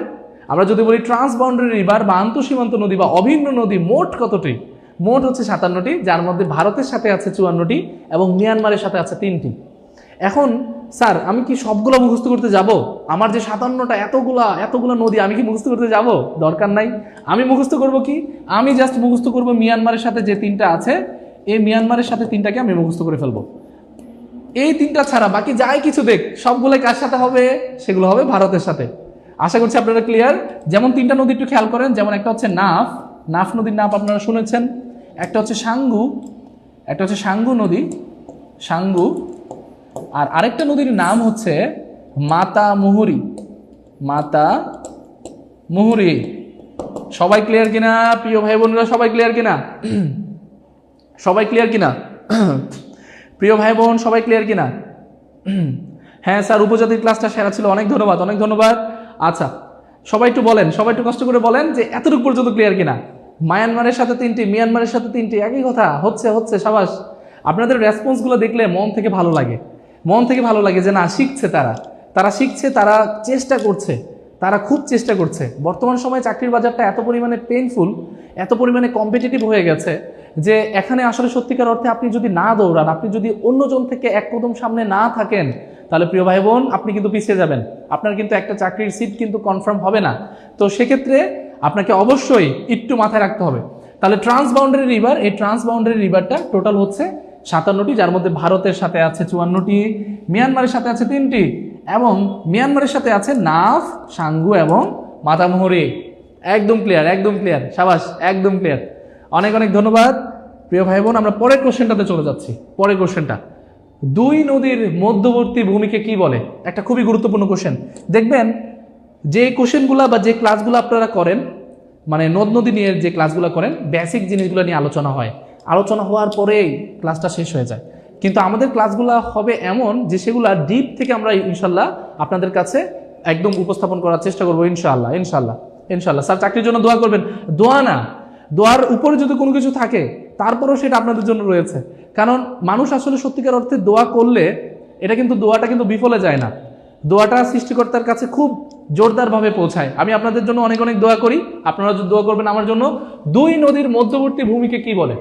প্রিয় ভাই বোন একটু দেখেন, পাওয়ার গ্রিড কোম্পানিতে এই কোশ্চেনটা এসেছে এবং বাংলাদেশের যে সহকারী প্রকৌশলী নিয়োগের জন্য 2024 সালে এই প্রশ্নটা এসেছিল এবং এটা কিন্তু খুবই গুরুত্বপূর্ণ একটা প্রশ্ন, যে বাংলাদেশের বলেন বা যে কোনো জায়গার 2টা নদীর মধ্যবর্তী ভূমি, ধরেন এই পাশে একটা নদী, এটার নাম হচ্ছে এ, এই পাশে একটা নদী, এটার নাম হচ্ছে বি, এই যে মাঝখানে যে ভূমি, এটার নাম কি? কে আনসার করতে পারবে? সাবাস। এই যে আমাদের বোন রাবি আনসার করে দিয়েছে, দোয়াব। অনেক ধন্যবাদ, দোয়াব আনসার করে দিয়েছেন। ওকে, সাবাস, দোয়াব আনসার করে দিয়েছেন। দোয়াব আনসার করেছেন মোবারক ভাই, অনেক ধন্যবাদ। সিনথিয়া বোন আমাদের আনসার করেছে দোয়াব। ওকে, রাবিয়া বোন আমাদের আনসার করেছে দোয়াব। জাকিয়া জান্নাত বোন আমাদের আনসার করেছে দোয়াব। শফিকুল ইসলাম বোন ভাই আমাদের আনসার করেছে দোয়াব। তাহলে আমরা যদি বলি দোয়াবটাই রাইট আনসার, আপনারা বলেছেন এটা কি ভুল হতে পারে? অবশ্যই ভুল হতে পারে না। মইন স্যার স্টুডেন্টদেরকে অবশ্যই উইন সিচুয়েশনে থাকতে হবে, তাদেরকে অবশ্যই পারতে হবে। তাহলে 2 নদীর মধ্যবর্তী যে ভূমি, এটাকে আমরা নাম দিয়েছি দোয়াব নাম দিয়েছি। এখন কথা হচ্ছে ভাইয়া বাকিগুলো একটু বিশ্লেষণ করে দেন স্যার, কি হতে পারে? মোহনা কাকে বলে? 2টি নদী যখন মিলিত হয় অথবা আমি এখানে দিচ্ছি অথবা যদি কোনো নদী সমুদ্রে বা হ্রদে মিলিত হয় তখন তাকে আমরা বলবো মোহনা, তাকে আমরা বলবো মোহনা। আপনারা মাঝে মাঝে পড়েছেন না যে হাতিয়া নামের যে দ্বীপটা, এটা আমরা জানি যে মেঘনা নদীর মোহনায় অবস্থিত, মানে মেঘনা নদীটা যেখানে এসে বঙ্গোপসাগরে মিশেছে ওই অঞ্চলটাতে হাতিয়া দ্বীপটা অবস্থিত।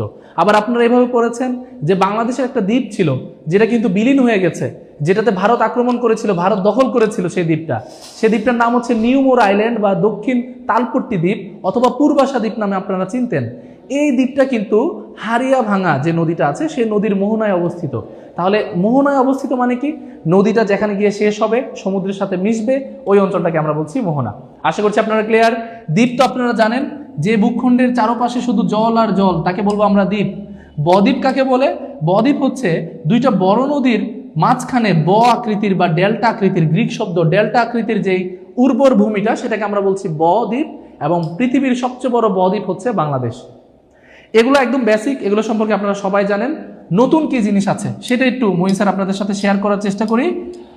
নতুন কি আছে, যেমন ধরেন আমরা যদি বলি পয়স্তি, পয়স্তি এবং আরেকটা টার্ম আছে যেটার নাম হচ্ছে শিকস্তি। একটা হচ্ছে পয়স্তি, আরেকটা হচ্ছে শিকস্তি। আমার প্রিয় ভাই বোন সবাই একটু আনসার করেন দেখি, পয়স্তি কি জিনিস এবং শিকস্তি কি জিনিস? সবাই একটু বলেন যে পয়স্তি কি জিনিস এবং শিকস্তি কি জিনিস। এটা কে কে আনসার করতে পারবে? একটু নতুন জিনিস শিখি, রেগুলার জিনিস তো সব জায়গায় শিখি, একটু নতুন জিনিস শিখি। পয়স্তি কি জিনিস এবং শিকস্তি কি জিনিস? পয়স্তি মূলত হচ্ছে, পয়স্তি কি জিনিস আপনারা আনসার করতে থাকেন, আমি উত্তরটা দিয়ে দিই এখানে। আমি একটু বলে দেই, পয়স্তি মানে হচ্ছে যখন যখন নদীতে চর জাগলে, নদীতে মাঝে মাঝে চর জাগে না? একটা নদীর দেখবেন আপনারা পদ্মা সেতু যখন পার হয়েছেন বা যমুনা সেতু পার হচ্ছেন, আপনারা দেখবেন নিচে অনেক বড় একটা অঞ্চল নিয়ে চর জেগেছে।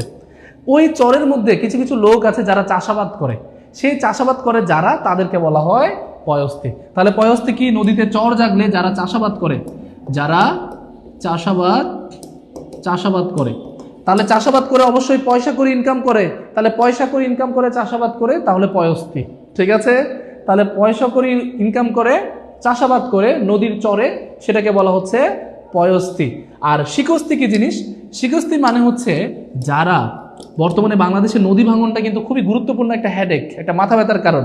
আর নদী ভাঙনে যারা নদী ভাঙনে একদম সর্বহারা হয়ে যায়, সর্বহারা হয়, তাদেরকে আমরা কি বলছি? শিকস্তি। তাহলে সর্বহারা হয়ে গেছে, সর্বহারা মানে হচ্ছে শিকস্তি। আর পয়সা ইনকাম করছে, তাহলে পয়স্তি। এভাবে করে মাথায় রাখবেন। পয়স্তি মানে হচ্ছে নদীতে চর জাগলে সেখানে যে চাষাবাদ করে যারা অর্থ উপার্জন করে, তাদেরকে আমরা বলছি পয়স্তি। আর যারা নদী ভাঙনের কারণে সর্বহারা হয়ে যায়, তাদেরকে আমরা বলছি শিকস্তি, বা এটাকে আমরা শিকস্তি নামেও ডাকি। আশা করছি আপনারা সকলে পারবেন, সকলে আশা করি পারবেন। ঠিক আছে? এটা সবাই ক্লিয়ার কিনা? প্রিয় ভাই বোন সবাই ক্লিয়ার হলে বলেন যে ক্লিয়ার, অথবা ডান লেখেন, একটু বলেন এতটুকু পর্যন্ত ক্লিয়ার কিনা, এতটুকু পর্যন্ত ক্লিয়ার কিনা, সবাই একটু বলেন। ওকে ওকে ওকে, ভেরি গুড। পয়স্তি হচ্ছে নদী চর জাগলে চাষাবাদ, আর শিকস্তি হচ্ছে নদী ভাঙনে সর্বহারা হলে আমরা বলছি শিকস্তি। ভেরি গুড, ভেরি গুড, সাবাস, একদম সাবাস, আপনারা সবাই পাস। চলেন পরেরটাতে চলে যাই, আমরা পরের টপিকে চলে যাই। পরের টপিকটা খুবই গুরুত্বপূর্ণ একটা কোশ্চেন। কোশ্চেনটাতে আছে দেখেন তো কি, কোশ্চেনটাতে বলেছে কর্ণফুলী নদী, বাংলাদেশ সবচেয়ে খরস্রোতা যে নদী, সেই কর্ণফুলী নদীর উৎস ভারতের কোন রাজ্যে? এই যে এটা কিন্তু আমাদের মেইন অপশনটা। আপনারা এখন যারা সবাই এখন যারাই আছেন লাইভে, 793 800 মতো যারা যুক্ত আছেন লাইভে, সবাই একটা করে শেয়ার ডান লিখলেই কিন্তু আপনারা একটু খেয়াল করেন, আপনাদের জন্য কিন্তু একটা ফাঁকা স্লাইড রেখেছি যে আপনাদেরকে আমরা আজকে ম্যাপ অ্যানালাইসিস করে দেখাবো। এই যে ফাঁকা স্লাইড, এটাতে আমরা একদম বাংলাদেশটাকে পোস্টমর্টম করে দেখাবো। তাহলে যারা আজকে শেয়ারটা দিতে পারবে, সবাই শেয়ার যারা দিতে পারবে এবং শেয়ার ডান লিখতে পারবে, তাদের জন্য কিন্তু আজকে ম্যাপ অ্যানালাইসিসটা আছে। আর এবং আমি এটা একদমই খুবই কনফিডেন্সের সাথে বলতে পারি যে ইনশাল্লাহ আপনারা এটার মাধ্যমে, আজকের ক্লাসটার মাধ্যমে ম্যাপ অ্যানালাইসিসের ঝামেলাটা একদম চিরতরে ক্লিয়ার করতে পারবেন ইনশাআল্লাহ। সবাই একটু বলে ফেলেন, সবাই একটু বলে ফেলেন ভাই। আজকের ক্লাসটা যারা শেয়ার করবেন, শেয়ার ডান বলে ফেলবেন। ওকে, এই কোশ্চেনটা একটু খেয়াল করেন। বলেছে কর্ণফুলী নদীর উৎস ভারতের কোন রাজ্যে? কোশ্চেনটা এসেছে 25তম BCS এ। রেল মন্ত্রণালয়ের উপসহকারী প্রকৌশলীতে 2017 সালে এসেছে এবং প্রাথমিক যে সহকারী শিক্ষক আছে এই সহকারী শিক্ষক নিয়োগ 2013 সালের প্রশ্নে কিন্তু এই প্রশ্নটা এসেছে।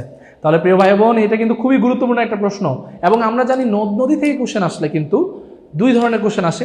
একটা হচ্ছে নদ নদী রিলেটেড বেসিক প্রশ্ন, আর একটা হচ্ছে নদ নদীর উৎপত্তি স্থল কোথায়, নদ নদী কোথায় যুক্ত হয়েছে, কোথায় বিলীন হয়েছে, কোথায় পতিত হয়েছে, এগুলো নিয়ে। সবাই একটু বলবেন প্রিয় ভাই বোন, সবাই একটু বলবেন যে এই যে আজকের এই ক্লাসটা কর্ণফুলী নদীর যে উৎসটা এটা সহ আমরা নদী নিয়ে বিশাল একটা আলোচনা করব। তাহলে সবাই একটু আনসারটা করার চেষ্টা করবেন। কর্ণফুলী নদীর উৎস ভারতের কোন রাজ্যে? আমরা জানি আসামে না, কারণ আসামে হচ্ছে আমাদের খুবই গুরুত্বপূর্ণ বরাক, যেটা সামনে মেঘনা নদী হয়েছে সেটার উৎপত্তি। ত্রিপুরাতে না, কারণ আমরা জানি ত্রিপুরার ডম্বুর অঞ্চলে আমরা জানি গুমতি নদী যে দুঃখ আছে, কুমিল্লার দুঃখ আমি দুঃখ শব্দটা যেহেতু এসেছে, দুঃখ সমগ্র সব শেষ করে ফেলাই আজকে। নদীময় দুঃখ, আজকে একটা খুবই ইন্টারেস্টিং একটা টাইটেল দেন, নদীময় দুঃখ। পড়াশোনাটাকে ইন্টারেস্টিং ভাবে নেবেন, পড়াশোনাটাকে মজাভাবে নেবেন, দেখবেন পড়াশোনার আগ্রহী হচ্ছেন। ঠিক আছে, নদীময় দুঃখটা একটু বলে ফেলি, যেহেতু দুঃখ শব্দটা এসেছে তাহলে নদীময় দুঃখটা একটু বলে ফেলি। নদীময় দুঃখের মধ্যে প্রথম যে দুঃখটা আপনি পাবেন, সব জায়গায় দুঃখ রে ভাই, পড়াশোনায় দুঃখ, চাকরিতে দুঃখ, ঘরে দুঃখ, বাইরে দুঃখ, নদীতেও দুঃখ। ঠিক আছে, তাহলে সবাই একটু আনসার করেন। নদীময় দুঃখের মধ্যে আমরা প্রথমে হচ্ছে আমরা বলবো বাংলার দুঃখ। এগুলো কিন্তু প্রচুর পরিমাণে আসে, প্রত্যেকটা চাকরি পরীক্ষাতে আসে। বাংলার দুঃখ কোনটা? আপনারা আনসার করে ফেলেন যে বাংলার দুঃখের পরে যদি আপনাদেরকে বলি যে কুমিল্লার দুঃখ, এটা প্রচুর পরিমাণে এসেছে। কুমিল্লার দুঃখ এটা কোথায়? যদি আপনাকে কোশ্চেন করা হয় খাগড়াছড়ির দুঃখ, খাগড়াছড়ির দুঃখ কোনটাকে বলা হয়? যদি আপনাকে কোশ্চেন করা হয় চট্টগ্রামের দুঃখ বলা হয় কাকে? চট্টগ্রামের দুঃখ। যদিও এটা আন্তর্জাতিক টপিক, তারপরে এই প্রশ্নটা অনেক আসে, চীনের দুঃখ কাকে বলে? এটাও আজকে পড়ে ফেলবো একসাথে, যেহেতু নদী নিয়েই পড়ছি। চীনের দুঃখ কাকে বলে? একটু আনসার করেন দেখি কারা কারা পারে আমার প্রিয় ভাই বোনেরা। এটা কিন্তু আপনাদের কমন টপিক এবং এটা কিন্তু আপনারা অনেকবার পড়েছেন, যারাই সাধারণ জ্ঞান পড়েছেন এই টপিকটা আশা রাখি সবাই পড়েছেন। সবাই একটু বলে ফেলেন যে কোনটা থেকে আমাদের কিভাবে কোশ্চেনটা আসতে পারে। প্রথমটা বাংলার দুঃখ। প্রথমটা কি? প্রথমটা হচ্ছে বাংলার দুঃখ। বাংলার দুঃখ কোনটা ভাই? একদম ইজি, বাংলার দুঃখ হচ্ছে দামোদর। বাংলার দুঃখ হচ্ছে দামোদর, যদিও দামোদরটা কিন্তু বাংলাদেশে না। ঠিক আছে, এটা কিন্তু একটু মাথায় রাখতে হবে, বাংলার দুঃখটা হচ্ছে দামোদর। আনসার করা হোক, যদি বলা হয় এভাবে যে কুমিল্লার দুঃখ কোনটা, আমরা আশা করি যে আপনারা আনসার করে ফেলেছেন। কুমিল্লার দুঃখ হচ্ছে গোমতী নদী। গোমতী নদীটা হচ্ছে কুমিল্লার দুঃখ। পরটা হচ্ছে খাগড়াছড়ির দুঃখ। খাগড়াছড়ির দুঃখ হচ্ছে চেঙ্গি, চেঙ্গিস খান বলি না আমরা, হে চেঙ্গিস খানের চেঙ্গি। ঠিক আছে, চেঙ্গি হচ্ছে খাগড়াছড়ির দুঃখ। চট্টগ্রামের দুঃখ মূলত কোনো নদী না, এটা একটা খাল। এই খালটার নাম হচ্ছে চাকতাই খাল। চাকতাই খাল, চাকতাই খাল। তাহলে চট্টগ্রামের দুঃখ কিন্তু নদী না, চট্টগ্রামের দুঃখ হচ্ছে চাকতাই খাল। চাকতাই খাল হচ্ছে চট্টগ্রামের দুঃখ। আর চীনের দুঃখ সবাই আমরা জানি, চুংচাং একটা থাকবে, হুয়াংহো। হুয়াংহো, এই হুয়াংহো নদীটা হচ্ছে চীনের দুঃখ। হুয়াংহো, এত দুঃখ। হ্যাঁ, আমাদের মাহমুদুল আলম খান ভাই বলেছেন এত দুঃখ। ওকে, হুয়াংহো নদী, ভেরি গুড, সবাই বলেছেন, অনেক অনেক ধন্যবাদ। তাহলে আমরা একটু আনসার করে ফেলবো। নদীময় দুঃখের মধ্যে বাংলার দুঃখ হচ্ছে দামোদর, কুমিল্লার দুঃখ হচ্ছে গুমতি নদী, এবং আমরা জানি খাগড়াছড়ি দুঃখ হচ্ছে চেঙ্গি নদী। আমাদের চট্টগ্রামের দুঃখটাকে বলা হয় চাকতাই খাল। আর চীনের দুঃখ আপনারা সবাই জানেন, এই চীনের দুঃখটা থেকে কিন্তু প্রশ্ন আসে প্রতিবার। এটা হচ্ছে চীনের গুরুত্বপূর্ণ একটা নদী, সেটার নাম হচ্ছে হুয়াংহো নদী। ভেরি গুড, সবাই রাইট আনসার করেছেন, মাশাআল্লাহ। এইটাই দরকার। আপনারা যত বেশি পড়াশোনার প্রতি অ্যাগ্রেসিভ হবেন, আপনাদের চাকরি পাওয়ার চান্সেসটা তত বেশি বেড়ে যাবে ইনশাআল্লাহ। ওকে, আশা করি আপনারা সবাই ক্লিয়ার। তাহলে সবাই একটু আমাকে বলেন যে ম্যাপ অ্যানালাইসিসের জন্য প্রস্তুত কিনা। আমরা একটু আনসারটা নিয়ে নেই। এটা হচ্ছে আনসারটা যে কর্ণফুলী নদী মূলত মিজোরাম থেকে এসেছে, মিজোরামের লুসাই পাহাড় থেকে। আপনারা একটু সবাই বলেন যে প্রস্তুত কিনা। এবং প্রস্তুত মানে কি? প্রস্তুত মানে হচ্ছে যে আজকে মঈন স্যারের সাথে আমরা একদম ম্যাপ অ্যানালাইসিসের খুঁটিনাটি জেনে ইনশাল্লাহ আজকে আমাদের লাইভ ক্লাসটা শেষ করব। এমন না যে অর্ধেক করলাম তারপর ঘুমিয়ে পড়লাম, এমন না। কারণ ম্যাপ অ্যানালাইসিস একটা ধৈর্যের বিষয়, ম্যাপ অ্যানালাইসিসটা একটা স্বপ্নের বিষয়। স্বপ্ন কেমন বলছি, আপনি যে চাকরিটা স্বপ্নে দেখছেন সেটাতে যে প্রশ্নটা আসবে সেই প্রশ্নটা হতে পারে আজকের ক্লাসটাতে কিন্তু আপনি পেয়ে যেতে পারেন। তাহলে সেক্ষেত্রে আপনারা সবাই প্রস্তুত কিনা, সবাই একটু বলেন। স্যার প্রস্তুত হলে ইনশাল্লাহ আজকের ক্লাসটা একটা ধামাকা ক্লাস হবে। সবাই বলেন প্রস্তুত? প্রস্তুত হলে ইনশাল্লাহ আজকের ক্লাসটা কিন্তু একটা ধামাকা ক্লাস হবে, প্রচন্ড পরিমাণে একটা ধামাকা ক্লাস হবে। ওকে, সবাই বলছেন প্রস্তুত প্রস্তুত, আরে সাবাস, এটাই তো দরকার। Very good. ওকে, সবাই সবাই ভেরি গুড, রেডি বলেছেন, প্রস্তুত বলেছেন। তাহলে আমরা চলে যাচ্ছি আমাদের আজকের মূল আকর্ষণে। এটা আমাদের মূল আকর্ষণ আজকের, সেটা হচ্ছে আমরা কিভাবে ম্যাপ অ্যানালাইজ করব এবং ম্যাপ অ্যানালাইসিসের মাধ্যমে কিভাবে আমরা আমাদের ঝামেলাগুলোকে সলভ করব। ঠিক আছে? একজন বলেছে বাংলাদেশের দুঃখ ভারত। আল্লাহ, ঠিক আছে, আপনি একটু খেয়াল করেন ভাই, বাংলাদেশের ম্যাপ অ্যানালাইসিস করতে গেলে অবশ্যই আপনাকে বাংলাদেশটা সম্পর্কে জানতে হবে, বাংলাদেশটাকে ভালোবাসতে হবে। কেন বলতেছি ভাই এত আবেগী কথা বলেন কেন? পড়ান, খালি পড়ান পড়ান স্যার, একটু পড়ান, এত আবেগী কথা বলার কারণ কি? মূলত আপনি যখন বাংলাদেশটা সম্পর্কে নাই জানবেন, আপনি যখন বাংলাদেশের ম্যাপটার একটা ক্লিন ইমেজ যখন আপনার মাথায় না থাকবে, আপনি বুঝবেন না যে কোন নদীটা কোন দিক দিয়ে প্রবেশ করেছে, কার সাথে যুক্ত হয়েছে, কোথায় গিয়ে মিলিত হয়েছে। ঠিক আছে? তাহলে আমরা আজকে মূলত পয়েন্ট আকারে খুঁটিনাটি ভেঙে ভেঙে ইনশাল্লাহ আজকে সলভ করার চেষ্টা করব। তো প্রিয় স্যারেরা যারা যুক্ত আছেন আমাদের সাথে, অবশ্যই প্রস্তুত হন এবং আজকে খাতা কলম নিয়ে একটু লেখার চেষ্টা করবেন। ঠিক আছে? ইনশাল্লাহ ইনশাল্লাহ।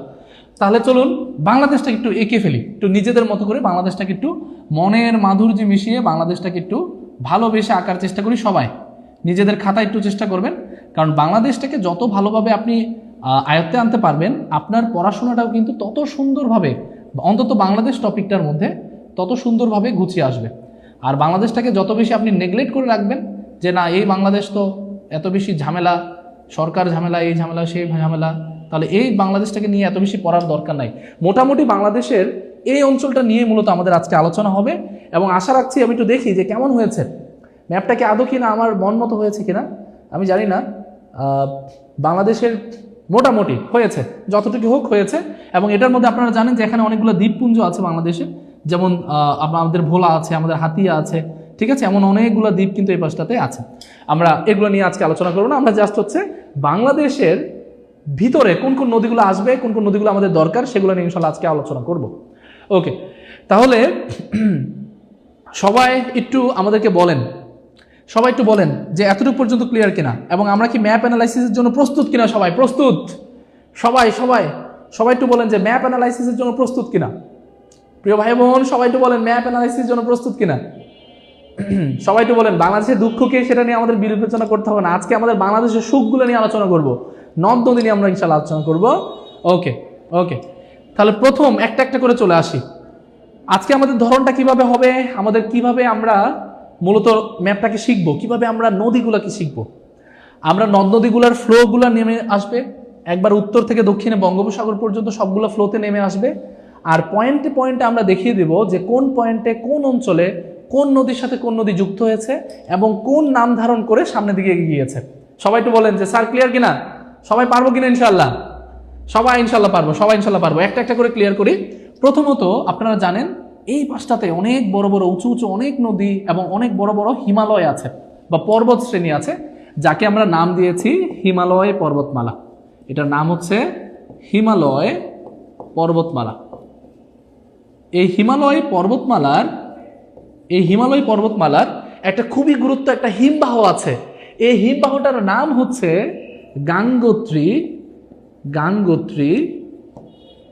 গাঙ্গোত্রী হিমবাহ।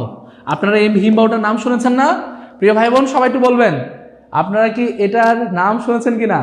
হিমবাহ, এই যে হিমবাহটা যেটা নাম হচ্ছে গাঙ্গোত্রী হিমবাহ, এই গাঙ্গোত্রী হিমবাহ থেকে একটা গুরুত্বপূর্ণ একটা নদী বাংলাদেশের দিকে চলে এসেছে।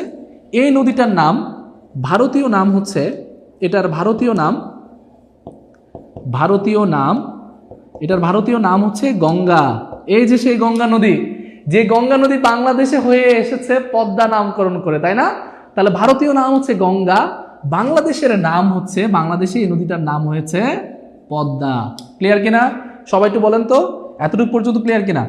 ভারতে এটার নাম হচ্ছে এটার ভারতীয় নাম হচ্ছে গঙ্গা এবং এটার বাংলাদেশের যে নামটা সেটার নাম হচ্ছে পদ্মা। তাহলে একটা হচ্ছে গঙ্গা, ভারতে হচ্ছে গঙ্গা, বাংলায় ঢুকে হয়েছে পদ্মা। ইনশাল্লাহ খেলা হবে বলেছে, কে বলেছে এটা? দেলোয়ার ভাই বলেছেন খেলা হবে স্যার। ওকে, খেলা হবে, আচ্ছা পারবো ইনশাল্লাহ। এবার যদি বলা হয় আপনাকে এভাবে কোশ্চেন করা হয়, যারা ম্যাপ আঁকতে পারছেন না তারা অন্তত ডাটাগুলো লিখে রাখবেন। ভারতীয় নাম হচ্ছে গঙ্গা, উৎপত্তি স্থলটা হচ্ছে হিমালয়ের পর্বত, হিমালয়ের গাঙ্গোত্রী হিমবাহ থেকে। এটা বাংলাদেশে প্রবেশ করেছে যে জেলাটা দিয়ে, সেটার নাম হচ্ছে চাঁপাই নবাবগঞ্জ। চাঁপাই নবাবগঞ্জ। তাহলে চাঁপাই নবাবগঞ্জের যারা আছেন তারা জানেন যে আপনাদের জেলাটা দিয়েই মূলত পদ্মা নদীটা কিন্তু বাংলাদেশে প্রবেশ করেছে।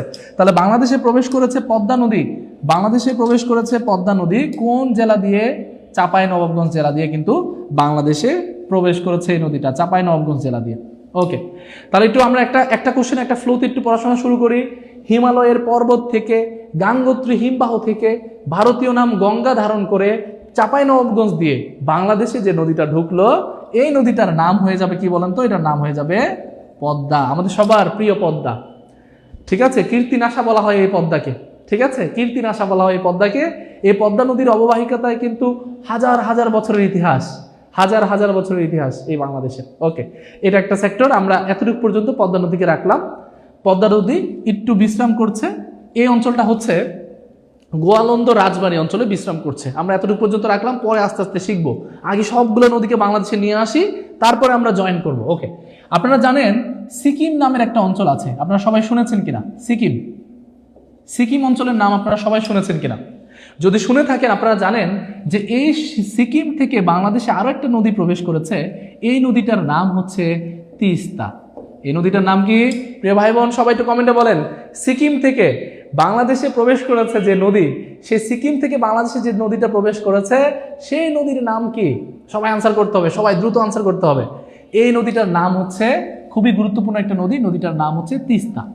তিস্তা হচ্ছে সেই গুরুত্বপূর্ণ নদীর নাম।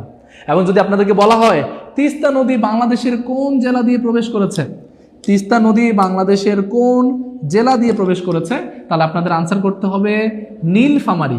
বাংলাদেশের খুবই গুরুত্বপূর্ণ একটা জেলা নীলফামারী, নীলফামারী। তাহলে বাংলাদেশের নীলফামারী জেলা দিয়ে প্রবেশ করেছে যে গুরুত্বপূর্ণ নদী, সেটার নাম হচ্ছে তিস্তা। প্রিয় ভাই বোন, ক্লিয়ার কিনা? দেখেন দুইটা নদী কিন্তু আপনারা অলরেডি পেরে গেছেন, আপনারা পারবেন এগুলো ইনশাল্লাহ। দুইটা নদী সম্পর্কে আপনারা জেনে গিয়েছেন, তাই না? তাহলে যদি বলা হয় যে হিমালয়ের পর্বত থেকে, গাঙ্গোত্রী হিমবাহ থেকে ভারতীয় গঙ্গা নাম ধারণ করে চাঁপাই নবাবগঞ্জ দিয়ে বাংলাদেশে যে নদীটা প্রবেশ করেছে সেটা হচ্ছে পদ্মা। সিকিম থেকে তিস্তা নাম ধারণ করে নীলফামারী জেলা দিয়ে বাংলাদেশে যে নদীটা এসেছে এটার নামও কিন্তু তিস্তা, এটার নাম পরিবর্তন হয়নি, এটার নাম তিস্তা। ওকে, দুইটা নদী আমরা বাংলাদেশে নিয়ে আসলাম। ওকে, এবার একটু খেয়াল করেন, দুইটা নদী আমাদের আনা হয়েছে। এবার আমরা এই দুইটা নদীর পরে চলে যাব তিব্বত, এই অঞ্চলটাতে। এটা হচ্ছে তিব্বত। এই তিব্বতের কৈলাস যে পাহাড় আছে, কৈলাস, এই কৈলাস শৃঙ্গ, তিব্বতের কৈলাস শৃঙ্গ। এবং ওই অঞ্চলটাতে একটা সরোবর আছে। সরোবর মানে তো জানেন প্রিয় ভাই বোন, সরোবর মানে হচ্ছে লেক, একটা হ্রদ। তাহলে তিব্বতের কৈলাস শৃঙ্গের মানস, মানস সরোবর, মানস নামের যে সরোবর আছে, এই সরোবর থেকে বাংলাদেশে আরো একটা নদী এসে যুক্ত হয়েছে। এই নদীটার নাম কিন্তু, এটা কিন্তু নদী না, এটা কিন্তু ভুল হচ্ছে, এটা কিন্তু নদী না, এটা কিন্তু নদ। আপনারা একটু আনসার করেন তো, নদটার নাম কি? কে কে আনসার করতে পারবে? কে কে এটার আনসার করতে পারবে? কে কে এটার আনসার করতে পারবে দ্রুত?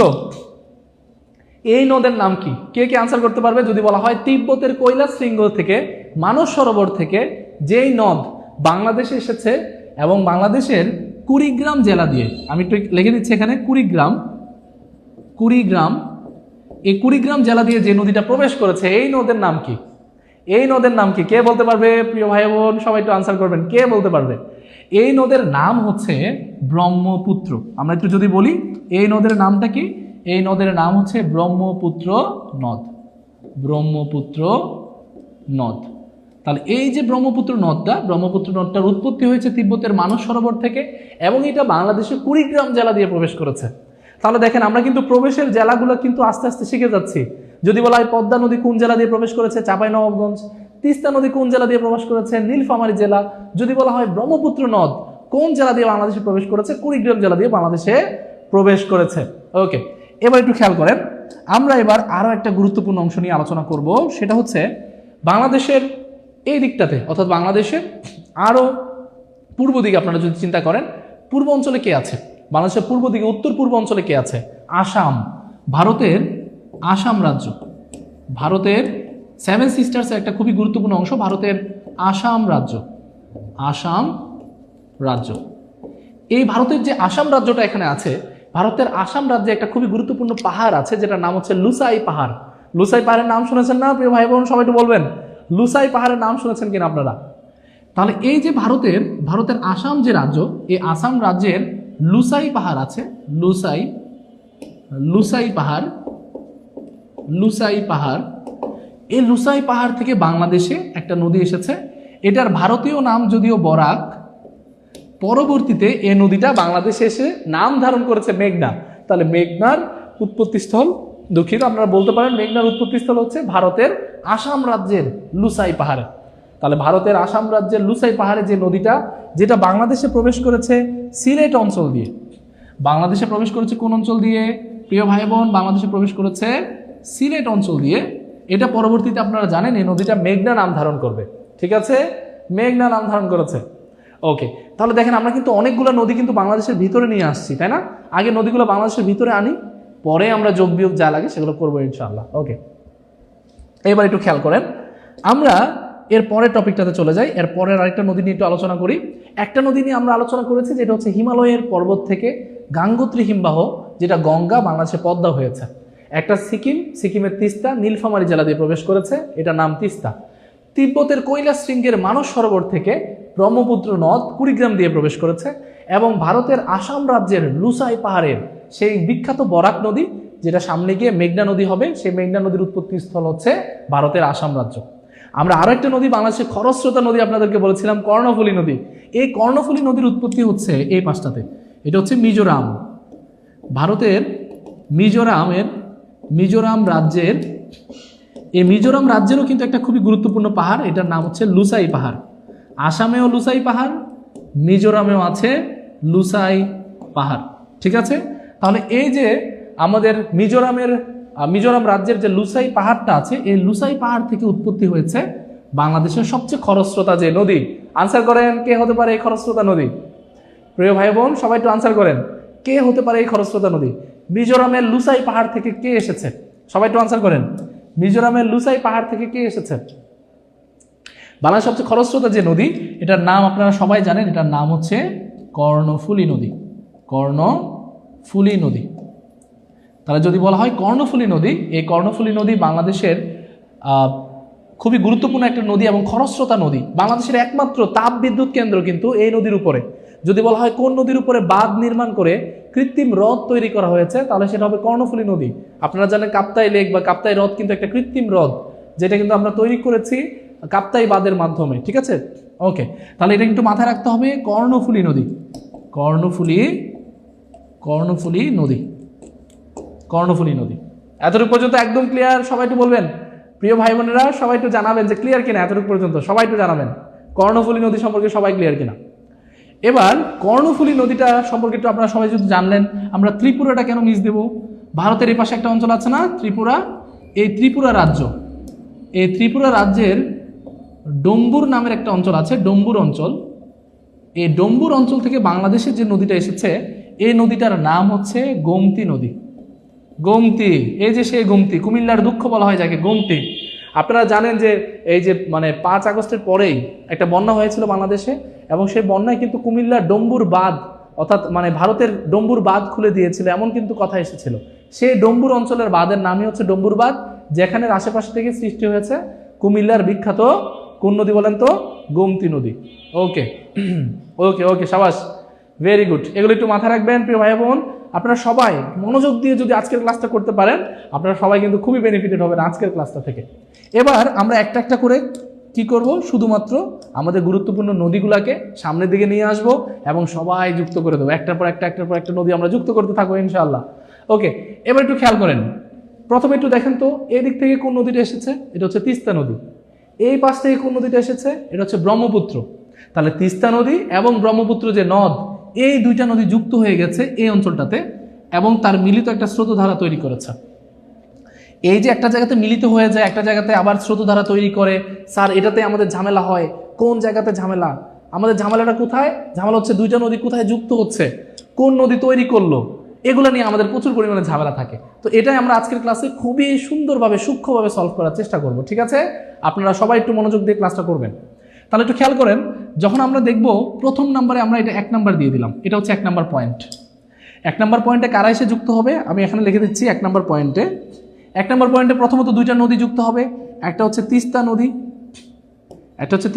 এটার সাথে যুক্ত হয়েছে ব্রহ্মপুত্র। তাহলে ব্রহ্মপুত্রটা যুক্ত হয়েছে। তাহলে আমরা যদি বলি এই যে আমাদের তিস্তা নদীর সাথে ব্রহ্মপুত্র নদ, এই দুইটা যুক্ত হয়েছে 1 নম্বর পয়েন্টে, এবং এই অঞ্চলটাকে আমরা বলবো, এই অঞ্চলটা কোথায় বলেন তো? এটা হচ্ছে কুড়িগ্রামের চিলমারি অঞ্চল। এটা হচ্ছে কুড়িগ্রামের চিলমারি, মানে চিল করতেছে সে, চিলমারি, ঠিক আছে? তাহলে কুড়িগ্রামের চিলমারি অঞ্চলে দুইটা খুবই গুরুত্বপূর্ণ নদী কিন্তু যুক্ত হয়েছে, একটা হচ্ছে তিস্তা নদী আর একটা হচ্ছে ব্রহ্মপুত্র নদ। তাহলে দুই নদীর যুক্ত স্থানটা হচ্ছে কুড়িগ্রামের চিলমারিতে, একটা হচ্ছে তিস্তা, আবারও বলছি, একটা হচ্ছে তিস্তা আর আরেকটা হচ্ছে ব্রহ্মপুত্র। কোথায় যুক্ত হয়েছে? কুড়িগ্রামের চিলমারিতে। এখন আমরা সবাই জানি দুইটা নদী যখন যুক্ত হয়ে যাবে, একটা স্রোতধারা তৈরি করবে, তাহলে নদীর নাম কিন্তু দুইটা থাকে না, কয়টা হয়ে যায়? একটা হয়ে যায়। তাহলে অবশ্যই তিস্তা ব্রহ্মপুত্র দুইটা নদীর নাম পরিবর্তন হয়ে যাবে ব্রহ্মপুত্র। এটার নাম কিন্তু ব্রহ্মপুত্র ছিল, এটার নাম কিন্তু আসলে ব্রহ্মপুত্র ছিল। কিন্তু আপনারা কিন্তু জানেন যে ব্রহ্মপুত্র নদীটা কিন্তু এখন আর ব্রহ্মপুত্র নাই। আমরা কিন্তু নাম হিসেবে কি জানি তাকে? আমরা তাকে কিন্তু পুরাতন ব্রহ্মপুত্র হিসেবে নামে ডাকি। এখন কথা হচ্ছে, স্যার পুরাতন হইলো কিভাবে? ও কিভাবে পুরাতন হইলো? আপনারা কখন পুরাতন হন? আপনাদেরকে এক্স ডাকে না? আপনাদেরকে কিন্তু মাঝে মাঝে দেখবেন যে আপনাদের প্রিয়জন যারা আপনাদেরকে ছেড়ে চলে যায়, আপনাদেরকে ডাকে এক্স। কেন এক্স ডাকে? পুরাতন কেন ডাকে? কারণ আপনাকে ছেড়ে হয়তো বা কেউ চলে গেছে, এই জন্য আপনি পুরাতন। ঠিক তেমনিভাবে আমরা জানি যে আমাদের এই নদীর অংশটা থেকে একটা নদী বিচ্ছিন্ন হয়ে গিয়েছে একটা ভূমিকম্পের কারণে। এই অঞ্চলটাকে ডাউকি ফন্ট বলা হয়। 1787 সালে 1787 সালে, আমি এখানে লিখে দিচ্ছি, 1787 সালে ডাউকি ফন্ট, যেটা জামালপুরের দেওয়ানগঞ্জ, এই জামালপুরের দেওয়ানগঞ্জ অঞ্চলে, এই অঞ্চলটাতে দুঃখিত, জামালপুরের দেওয়ানগঞ্জ যে অঞ্চলটা, এই জামালপুরের দেওয়ানগঞ্জ অঞ্চলে গিয়ে আমরা জানি আমাদের এই নদীটা ব্রেক হয়ে গিয়েছে, অর্থাৎ নদীটা কিন্তু ভেঙে গিয়েছিল, তাই না? এই নদীটা থেকে আপনাদের কোশ্চেন আসতে পারে যে নদীটা কিভাবে ভাঙলো, বা নদীটা সম্পর্কে আপনাদের কোশ্চেন আসতে পারে। তাহলে আপনাদেরকে একটু ইজিলি একদম সূক্ষ্মভাবে বলে দিচ্ছি যে নদীগুলো কিভাবে ভেঙে গেল বা কোন অঞ্চল থেকে নদীগুলো তৈরি হয়েছে। এই অঞ্চলটাতে এসে পুরাতন ব্রহ্মপুত্র সৃষ্টি হয়েছে, অর্থাৎ এই অঞ্চলে ডাউকি ফন্টে 1787 সালে একটা বড় ভূমিকম্পের কারণে নদী তার গতিপথ বদলে ফেলে। একটা নদী ভেঙে কয়টা হয়ে যায়? দুইটা নদী হয়ে যায়। যেটা আপনারা দেখছেন ডান দিকে যে নদীটা গিয়েছে, অর্থাৎ পূর্ব দিকে যে নদীটা গিয়েছে, এটার নাম আমরা জানি পুরাতন ব্রহ্মপুত্র হিসেবে। আর বাম দিকে অর্থাৎ পশ্চিমের দিকে যে নদীটা বা দক্ষিণ পশ্চিমের দিকে যে নদীটা নেমেছে পদ্মার দিকে, সেটার নাম আমরা দিয়েছি যমুনা। সেটার নাম কি দিয়েছি? যমুনা। তাহলে প্রিয় ভাই বোন সবাইকে বুঝতে পেরেছেন যমুনা নদী কিভাবে হয়েছে? আমাদের যদি বলা হয় যমুনা নদীর উৎপত্তি হয়েছে কিভাবে, আমরা আনসার করবো কিভাবে হয়েছে। যমুনা নদী মূলত 1787 সালে একটা বিখ্যাত ভূমিকম্প, যেটা ডাউকি ফন্ট বরাবর হয়েছিল জামালপুরের দেওয়ানগঞ্জে, সেই জামালপুরের দেওয়ানগঞ্জ থেকে বিচ্ছিন্ন হয়ে গিয়েছে এবং সেটার নাম হয়েছে যমুনা নদী। আশা করি আপনারা সবাই বুঝতে পেরেছেন। যমুনা নদী তাহলে কিন্তু 1787 আগে ছিল না, এই নদীটা কিন্তু নতুন তৈরি হয়েছে, তাই না? তাহলে যদি বলা হয় যে 1787 পরে যে নদীটা শুরু হয়েছে, সেটার নাম হচ্ছে অবশ্যই আমরা জানবো যমুনা নদী। এতটুকু পর্যন্ত সবাই ক্লিয়ার? এই যে আমাদের ভাই হোসাইন মুস্তাকিম বলেছে ভূমিকম্পের কারণে 1727 সালে যমুনা নাম ধারণ করেন। অনেক ধন্যবাদ ভাই। আমাদের বোন সাবরিনা আছেন আমাদের সাথে, বলেছেন 1727 সালে ডাউকি ফন্ট বরাবর এই ভূমিকম্পটা হয়েছিল। সাবাস, ওকে ওকে। আমাদের সাথে আমাদের বোন আছে ফারিয়া জান্নাত, বলেছেন যমুনা নাম ধারণ করেছে, বলেছেন আহসান ভাই, আমাদের অনেক অনেক ধন্যবাদ। ওকে, তাহলে এবার একটু খেয়াল করেন, আমরা ভাই 1 নম্বর পয়েন্টটা পড়ে ফেলেছি।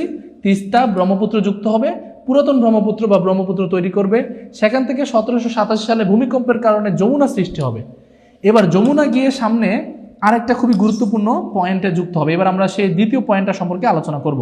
সবাই একটু খাতায় কলমে লেখার চেষ্টা করবেন। 2 নম্বর যে পয়েন্টটা, এই যে 2 নম্বর পয়েন্ট আমি এখানে দিয়ে দিলাম, এই 2 নম্বর পয়েন্টে দুইটা নদী যুক্ত হয়েছে।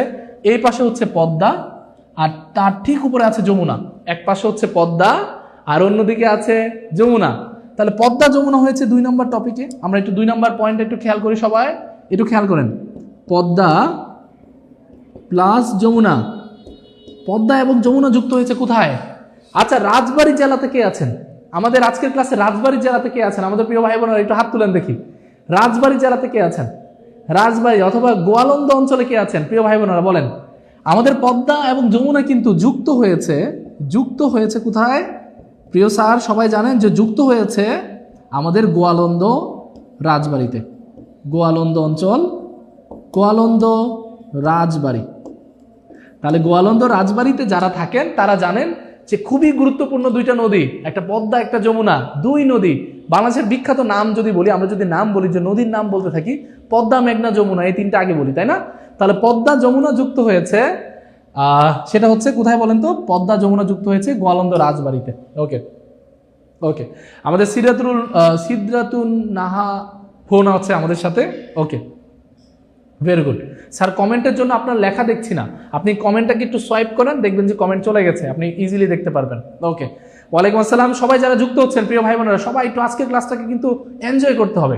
তাহলে যদি বলা হয় যে 2 নম্বর সেক্টর, এই যে 2 নম্বরটাতে আমরা যমুনা এবং পদ্মাকে যুক্ত করে দেব, তাহলে পদ্মা এবং যমুনা যুক্ত হয়েছে কোথায়? গোয়ালন্দ রাজবাড়িতে।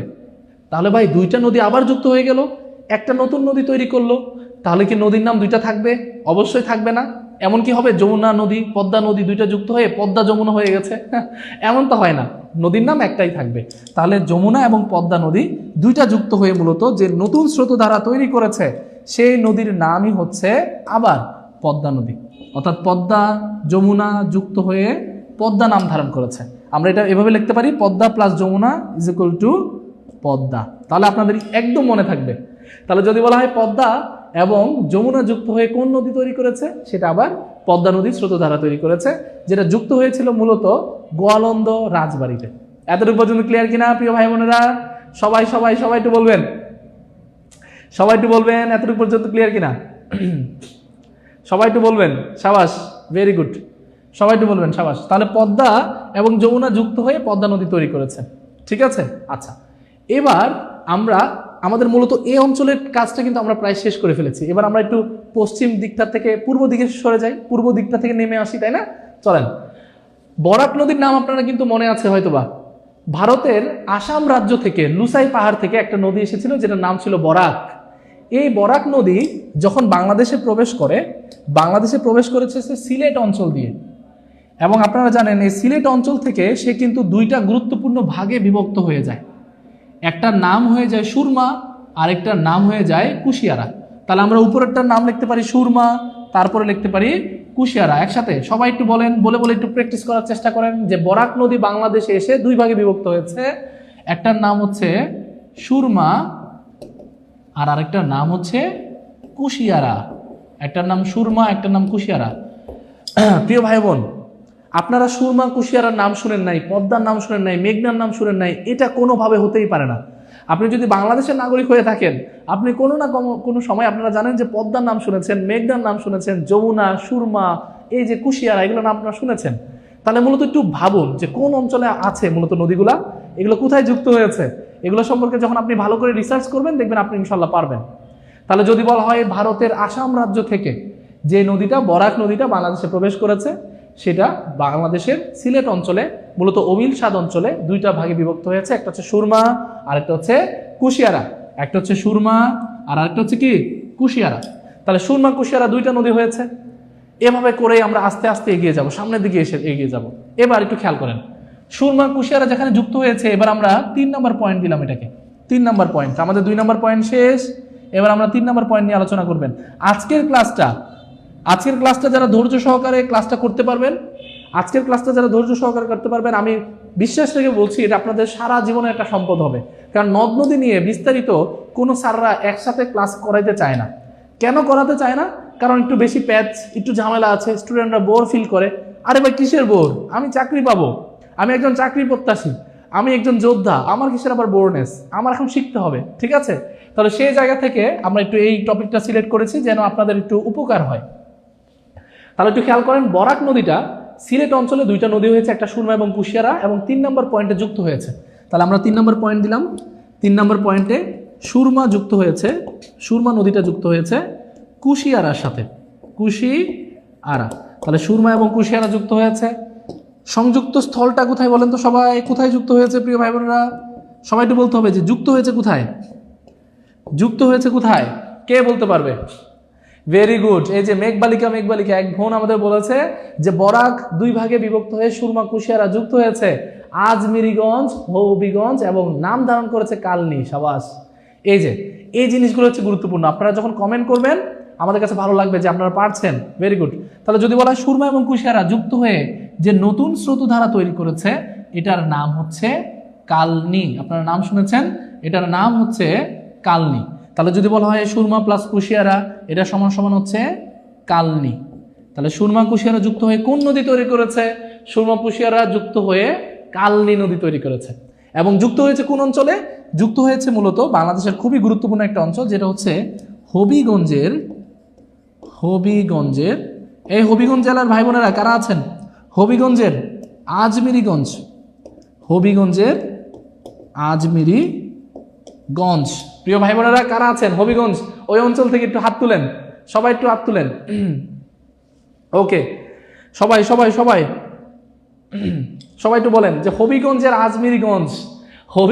আজমিরিগঞ্জের ওই অঞ্চলে দুইটা নদী যুক্ত হয়েছে, একটা হচ্ছে সুরমা, একটা হচ্ছে কুশিয়ারা। দুইজন নদী যুক্ত হয়ে দুইটা নদী সামনে যে স্রোতধারাটা তৈরি করেছে সেটার নাম হচ্ছে কালনি। একদম ক্লিয়ার আশা রাখি। সবাই একটু বলেন তো পানির মতো ক্লিয়ার কিনা। সবাই বলেন যে এতটুকু পর্যন্ত ডান, এতটুকু পর্যন্ত আলহামদুলিল্লাহ লেখেন। এই যে আমরা টিউটোরিয়ালের উপরে লিখে দিচ্ছি আলহামদুলিল্লাহ লেখেন। সবাই একটু আলহামদুলিল্লাহ লেখেন, তাহলে বুঝতে পারবো যে এতটুকু পর্যন্ত আপনাদের ক্লিয়ার আছে। প্রিয় ভাই বোন সবাই একটু আলহামদুলিল্লাহ লেখেন, তাহলে লিখলে বুঝতে পারবো যে এতটুকু পর্যন্ত আশা রাখি আপনাদের সবার ক্লিয়ার আছে। আমরা এবার একটা রিভিশন দেবো, রিভিশন দিয়ে আমরা নতুন পড়াতে আবার চলে যাব। সবাই একটু বলেন আলহামদুলিল্লাহ যে স্যার এতটুকু পর্যন্ত বুঝতে পেরেছে। এই যে আমাদের বোন রাবেয়া বলেছেন আলহামদুলিল্লাহ, সাবাস। যারা প্রতিনিয়ত কমেন্ট করছেন তাদের নামগুলো কেন যেন আমার মুখস্থ হয়ে যায়, মানে তারাই বারবার কমেন্ট করছে, ঠিক আছে। এই যে আমাদের বোন তাহিরা আনসার করেছেন আলহামদুলিল্লাহ। আমাদের ভাই আছেন তাসিন আলহামদুলিল্লাহ বলেছেন, অনেক ধন্যবাদ। নজরুল ভাই আছেন আমাদের আলহামদুলিল্লাহ। ওকে, শিপন দাস বলেছেন নদী আজকে পুরাই পানি, ইনশাল্লাহ আজকে পানি পানি হয়ে যাবে, ঠিক আছে। ওকে ওকে, আমাদের শারমিন সুলতানা বলেছেন হবিগঞ্জের আজমেরিগঞ্জ, ভেরি গুড। আলহামদুলিল্লাহ বলেছেন অবুজ হৃদয়, ভেরি গুড, অনেক অনেক ধন্যবাদ। নিশি বোন আমাদের বলেছেন। আর কে আছে আমাদের সাথে? আসক্তি আছেন আমাদের সাথে, মিনতে বেগম আছেন আমাদের সাথে, আমাদের বোনরা সবাই অনেক ধন্যবাদ। শাহিরুল ইসলাম ভাই আমাদের আলহামদুলিল্লাহ বলেছেন, অনেক ধন্যবাদ অনেক ধন্যবাদ। মিনহাজুল ইসলাম ভাই আছেন আমাদের সাথে। একটু পড়ি আপনাদের নামগুলো পড়ি, অনেকক্ষণ তো আমি বকবক করলাম, এবার আপনাদের সাথে একটু পরিচয় হই। আচ্ছা, আমাদের হায়াতুল্লাহ মাহমুদ, জয়নুল আবেদিন, সাবাস। আমাদের হানিফ মিয়া ভাই আছেন আমাদের সাথে, সিনতিয়া বোন আছেন আমাদের সাথে। ওকে, রাবিয়া বোন আমাদের সাথে আছেন, মুন্নি আক্তার আমাদের বোন আছেন আমাদের সাথে, ফারিয়া জান্নাত বোন আছেন আমাদের সাথে, অনেক ধন্যবাদ। শাকিল খান আমাদের সাথে আছেন, অনেক ধন্যবাদ। তাহলে এই যে ক্লাসগুলো আমরা করলাম পুরোটা একবার রিভিশন দিয়ে তারপর আমরা নেক্সট টপিকে যাবো, ঠিক আছে। ইয়াসিন ভাই, আমাদের সালমা হক, আমাদের শারমিন সুলতানা বোন আমাদের সাথে আছেন, আবু সাইদ ভাই আমাদের সাথে যুক্ত আছেন, ভেরি গুড। তাহলে আমরা একটু একটা রিভিশন দেই, ঠিক আছে। প্রথম রিভিশনটা হবে এই পাশটা থেকে, হিমালয়ের গঙ্গোত্রী হিমবাহ থেকে গঙ্গা নাম ধারণ করে ভারতে চাঁপাইনবাবগঞ্জ দিয়ে পদ্মা আসলো। এ পাশ থেকে সিকিমের তিস্তার নীলফামারী দিয়ে তিস্তাটা বাংলাদেশে প্রবেশ করলো। তিব্বতের কৈলাস থেকে মানস সরোবর থেকে ব্রহ্মপুত্র নাম নিয়ে, যদিও ব্রহ্মপুত্রটা বাংলাদেশি নাম, তাদের হচ্ছে শানপো নাম ধারণ করেছিল। আর বাংলাদেশের ব্রহ্মপুত্র কুড়িগ্রাম জেলা দিয়ে বাংলাদেশে প্রবেশ করেছে। ভারতের আসাম রাজ্য থেকে আপনারা জানেন বরাক নদীটা বাংলাদেশের সিলেট দিয়ে প্রবেশ করেছে। এদিকে ত্রিপুরা রাজ্যের ডম্বুর অঞ্চল থেকে গোমতী নাম ধারণ করে কিন্তু বাংলাদেশে প্রবেশ করেছে। মিজোরাম রাজ্যের লুসাই পাহাড় থেকে একটা নদী এসেছে যেটার নাম হচ্ছে কর্ণফুলী নদী, ঠিক আছে। আমরা সবাইকে আনলাম আগে, ঠিক আছে। এবার আমরা একটু আলোচনা করব কোথায় কে যুক্ত হয়েছে, একটা একটা করে আসি। তিস্তা এবং আমাদের ব্রহ্মপুত্র যুক্ত হয়েছে কোন অঞ্চলে? কুড়িগ্রামের চিলমারিতে। এবং সে সামনে যাচ্ছিল ব্রহ্মপুত্র নাম ধারণ করে, কিন্তু তার ভাগ্য খারাপ। 1787 সালে ডাউকি ফ্রন্টে জামালপুরের দেওয়ানগঞ্জ অঞ্চলে একটা বিখ্যাত একটা বড় ভূমিকম্প হয়, যে কারণে এই নদীটা তার গতিপথ বদলে ফেলে, দুইটা নদী হয়ে যায়। একটা হয়ে যায় পুরাতন আর আরেকটা হয়ে যায় যমুনা। এবার যমুনা চলে যায় পদ্মার কাছে, গোয়ালন্দ রাজবাড়িতে গিয়ে মিলিত হয় এবং পদ্মা নামকরণ তার হয়ে যায়। এবার একটু এই পাশে আসি। ভারতের আসাম রাজ্যের লুসাই পাহাড় থেকে যে বরাক নদীটা বের হয়েছিল, এটা ভারত থেকে বাংলাদেশে ঢুকেছে সিলেট অঞ্চলে। কোন অঞ্চলে ভাই বলেন তো?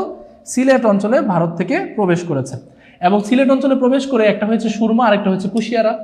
পরবর্তীতে তারা কালনি নাম ধারণ করেছে। কোথায় যুক্ত হয়েছে? তারা যুক্ত হয়েছে আজমিরিগঞ্জ, হবিগঞ্জ। এতটুকু পর্যন্ত আমরা পড়াশোনা করেছি, তাই না? এতটুকু পর্যন্ত কিন্তু আমরা আজকে পড়াশোনা করেছি। তাহলে এতটুকু পর্যন্ত পড়াশোনা করলেই কিন্তু বাকিটাও কিন্তু শেষ হয়ে যাবে, খুব দ্রুত কিন্তু আমাদের বাকিটা শেষ হয়ে যাবে ইনশাআল্লাহ। ওকে, এবার একটু খেয়াল করেন, আমরা যদি বলি পুরাতন ব্রহ্মপুত্র এবং কালনী নদীটা কোথায় যুক্ত হয়েছে, এটাকে আমরা এবার 4 নাম্বার স্পটে আমরা আলোচনা করব। তাহলে যদি বলা হয় যে পুরাতন ব্রহ্মপুত্র এবং কালনী নদীটা যুক্ত হয়েছে 4 নাম্বার স্পটে, একটু ভাই আলোচনা করেন, স্যার একটু সবাই বলবেন 4 নাম্বার অঞ্চলটা। 4 নাম্বার অঞ্চলটা কি? এখানে যুক্ত হবে পুরাতন ব্রহ্মপুত্র প্লাস কালনী নদী। কোন নদী বলেন তো? কালনী নদী। তাহলে যদি বলা হয় পুরাতন ব্রহ্মপুত্র এবং কালনী নদী যুক্ত হয়েছে কোথায়? পুরাতন ব্রহ্মপুত্র এবং কালনী নদীটা মূলত যুক্ত হয়েছে কোন অঞ্চলে বলেন তো? সবাই বলে ফেলেন। বাংলাদেশের 65তম এই জেলাটা হচ্ছে বাংলাদেশের 65তম জেলা হবে যদি কোনো জেলা হয়, অর্থাৎ 65তম প্রস্তাবিত জেলার অঞ্চলটাতে কিন্তু যুক্ত হয়েছে। এটার নাম হচ্ছে ভৈরব। আপনারা ভৈরবে কে কে আছেন? কিশোরগঞ্জের ভৈরব, কিশোরগঞ্জের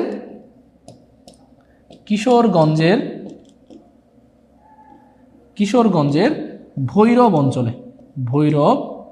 অঞ্চলে। তাহলে কিশোরগঞ্জের ভৈরব অঞ্চলে, আপনারা সবাই জানেন কিশোরগঞ্জের ভৈরব অঞ্চলে যে বিখ্যাত নদীটা আছে, সেই বিখ্যাত নদীটা দুইটা নদী যুক্তের মাধ্যমে কিন্তু তৈরি হয়েছে। একটা হচ্ছে পুরাতন ব্রহ্মপুত্র আর একটা হচ্ছে কালনী নদী। একটু কমেন্টে বলে ফেলেন প্রিয় ভাই বোন যে এই ভৈরব অঞ্চলে আপনার একটু খুবই গুরুত্বপূর্ণ একটা কোশ্চেন, কিন্তু এই ভৈরব অঞ্চলে পুরাতন ব্রহ্মপুত্র এবং কালনী নদীটা যুক্ত হয়ে কোন নদী তৈরি করেছে? আমি আপনাদেরকে একটু ট্রিক্স, একটু ক্লু দিতে থাকি, আপনারা আনসার করে থাকেন। যে নদীটা এখন তৈরি হবে এটা বাংলাদেশের সবচেয়ে নাব্যতম নদী, বাংলাদেশের সবচেয়ে গভীরতম নদী, বাংলাদেশের সবচেয়ে বৃহত্তম নদী, বাংলাদেশের সবচেয়ে বেশি উপজেলা দিয়ে প্রবাহিত নদী হচ্ছে এটা। এটার মধ্যে নৌ চলাচল সবচেয়ে বেশি স্বাভাবিক থাকে। এই নদীটা সর্বশেষ সব নদীকে নিয়ে বঙ্গোপসাগরে পড়বে। এই নদীটার মোহনায় হাতিয়া নামক অঞ্চলটা আছে, এই নদীটার মোহনায় ভোলা অঞ্চলটা আছে, এই নদীটার মোহনায় বঙ্গোপসাগরের সবগুলা দ্বীপ অঞ্চল যেগুলো বেশিরভাগ সেগুলো কিন্তু এই নদীর মোহনায় আছে। বাংলাদেশের শেষ প্রান্তের এই নদীটা, যেটা মানে আমরা বলতে পারি সবগুলো নদীকে নিয়ে বঙ্গোপসাগরের এই অঞ্চলটাতে বঙ্গোপসাগরে গিয়ে মিলিত হবে। তাহলে বলেন, এতগুলো ক্লু দিয়ে গেলাম, এবার যদি না পারেন তাহলে তো ঝামেলা। সবাই বলতে হবে কোন নদী। এই যে আমার প্রিয় ভাই বোনেরা সবাই আনসার করে ফেলেছে অলরেডি, যে নদীটার নাম হচ্ছে মেঘনা নদী।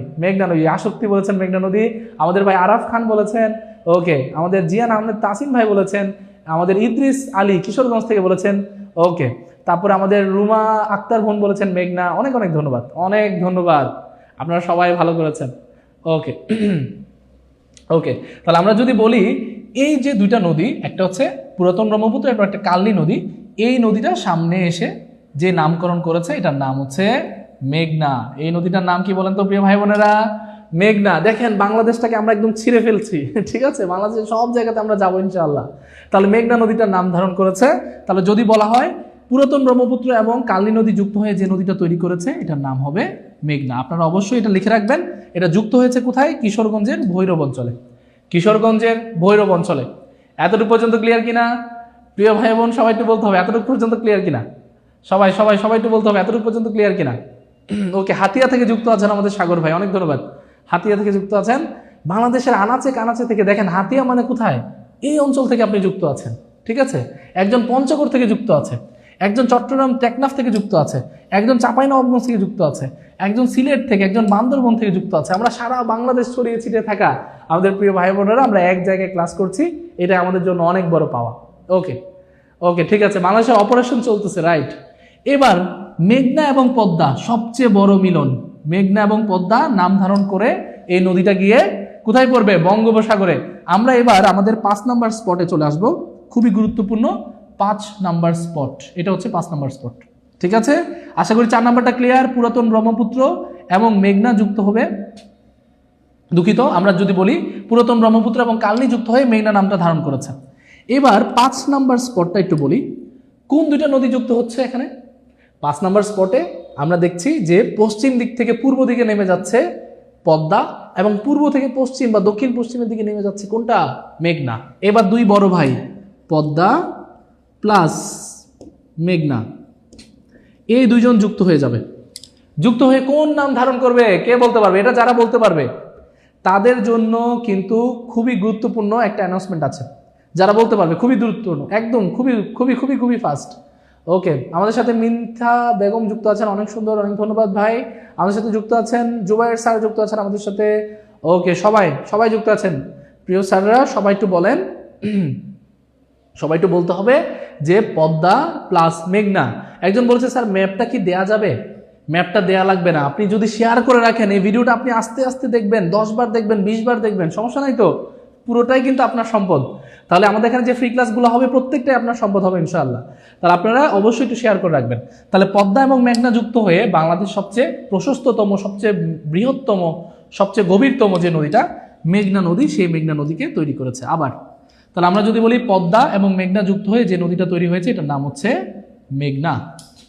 পদ্মা এবং মেঘনা নদীটা যুক্ত হয়ে মেঘনা নাম ধারণ করে বঙ্গোপসাগরে পতিত হয়েছে। তাহলে দেখতে পাচ্ছেন সারা বাংলাদেশের যত পানি আছে সব কিন্তু পরবর্তীতে মেঘনা নদী হয়ে বঙ্গোপসাগরে যায়। এটা কিন্তু খুব ইন্টারেস্টিং একটা তথ্য না, যে সারা বাংলাদেশের বিশেষ করে যেগুলো উত্তর থেকে দক্ষিণে নেমেছে যে নদীগুলা, সেগুলোর বেশিরভাগের পানি দেখবেন যে সবগুলো নদী আগে পরে মেঘনা নদীতে মিলিত হয়ে তারা কোথায় গিয়ে পড়ে? তারা বঙ্গোপসাগরে গিয়ে পড়ে। তাহলে প্রিয় ভাই বোন, এতটুকু পর্যন্ত ক্লিয়ার কিনা? পদ্মা এবং মেঘনা যুক্ত হয়ে মেঘনা নদী ধারণ করে বঙ্গোপসাগরে পতিত হয়েছে। এবং আমরা জানি এটার যুক্ত হয়েছে কোন অঞ্চলে? যুক্ত হয়েছে কোন অঞ্চলে? আমরা জানি মিঠা ইলিশের স্বর্গ রাজ্য বলা হয় ওই অঞ্চলটাতে, ঠিক আছে? মিঠা ইলিশের, হ্যাঁ হ্যাঁ, এই তো সাবাস, সবাই বলে ফেলেছেন, চাঁদপুরে মিলিত হয়েছে। সাবাস, আরাফ খান বলেছে চাঁদপুরে, আপনারা ধরে ফেলেছেন, সাবাস, এটাই দরকার। চাঁদপুর অঞ্চলে যুক্ত হয়েছে, চাঁদপুর, চাঁদপুর, চাঁদপুর অঞ্চলে যুক্ত হয়েছে। তাহলে যদি বলা হয় চাঁদপুরে যুক্ত হয়েছে কোন দুইটা বিখ্যাত নদী? পদ্মা এবং মেঘনা, চাঁদপুর অঞ্চলে যুক্ত হয়েছে। এতটুকু পর্যন্ত একদম ক্লিয়ার কিনা বলেন প্রিয় ভাই বোন? আপনারা কি বুঝতে পেরেছেন? আজকের ফ্লোটা কি বুঝতে পেরেছেন সবাই? যদি বুঝতে পারেন, যদি আলহামদুলিল্লাহ বলতে পারেন সবাই, তাহলে কিন্তু আমরা আরো কিছু নদী নিয়ে আলোচনা করব। আর যদি বলেন না স্যার থাকুক, আর লাগবে না, তাহলে আর না। আপনারা যদি বলেন এর মধ্যে কিন্তু আমরা আরো কিছু নদী দেখিয়ে দেব, ঠিক আছে? আপনাদেরকে একটু বলতে হবে। আচ্ছা, আশরাফ খান বলেছে স্যার যমুনা কই? স্যার যমুনা নিয়ে তো অনেক আলোচনা করেছি। এই যে ডাউকি ফ্রন্ট থেকে এটা ভেঙে গিয়েছিল, যমুনা নদী পদ্মার সাথে যুক্ত হয়েছে, অনেক আলোচনা করেছি স্যার। এইটা যমুনা, এই যে যমুনা, ঠিক আছে? ওকে, চাঁদপুর, চাঁদপুর, চাঁদপুর, সাবাস, আলহামদুলিল্লাহ ক্লিয়ার। আমাদের বোন রাবিয়া বলেছেন আলহামদুলিল্লাহ ক্লিয়ার, চাঁদপুরের রিলিজ বলেছেন। ওকে, হ্যাঁ, আরাফ খান বলেছে পদ্মা মেঘনা যুক্ত হয়ে মেঘনা নদীতে নামকরণ করে বঙ্গোপসাগরে পতিত হয়েছে, সাবাস। ওকে, এতটুকু পর্যন্ত সবাই পারবেন? সবাই একটু বলতে হবে যে আলহামদুলিল্লাহ স্যার ক্লিয়ার। যদি বলেন যে ক্লিয়ার, তাহলে কিন্তু আমরা আরো খুঁটিনাটি বিশ্লেষণ করব, আরো কিছু নদী আপনাদেরকে দেওয়ার চেষ্টা করব।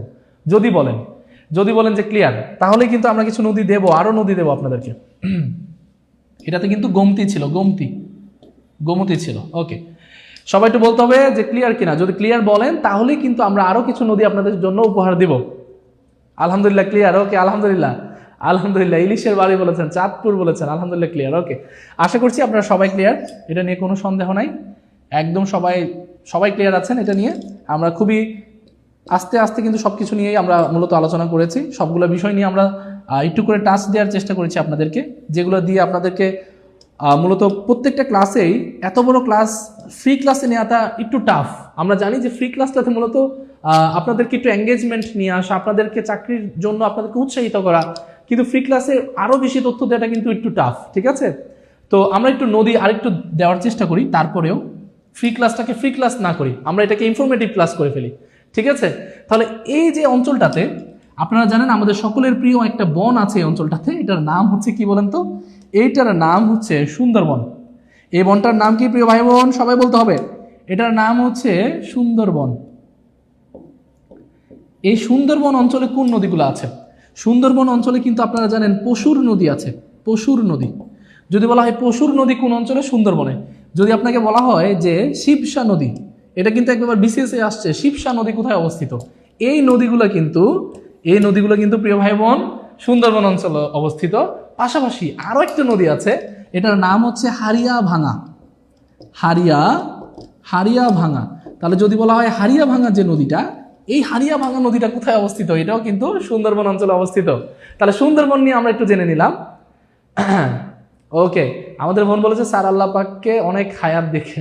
আপনাদের এই দোয়াগুলার কারণে কিন্তু চলছি, আপনাদের দোয়াগুলার কারণে কিন্তু আত্মবিশ্বাস পাই যে একটা ভালো কিছু আমরা শিখবো এবং একটা বড় একটা প্ল্যাটফর্ম তৈরি করব, যেখানে সবাই মিলে আমরা ইনশাল্লাহ একটা বড় একটা পরিসরে বড় চাকরিগুলো নিয়ে আমরা সবাই সেটেল হবো ইনশাল্লাহ, ঠিক আছে?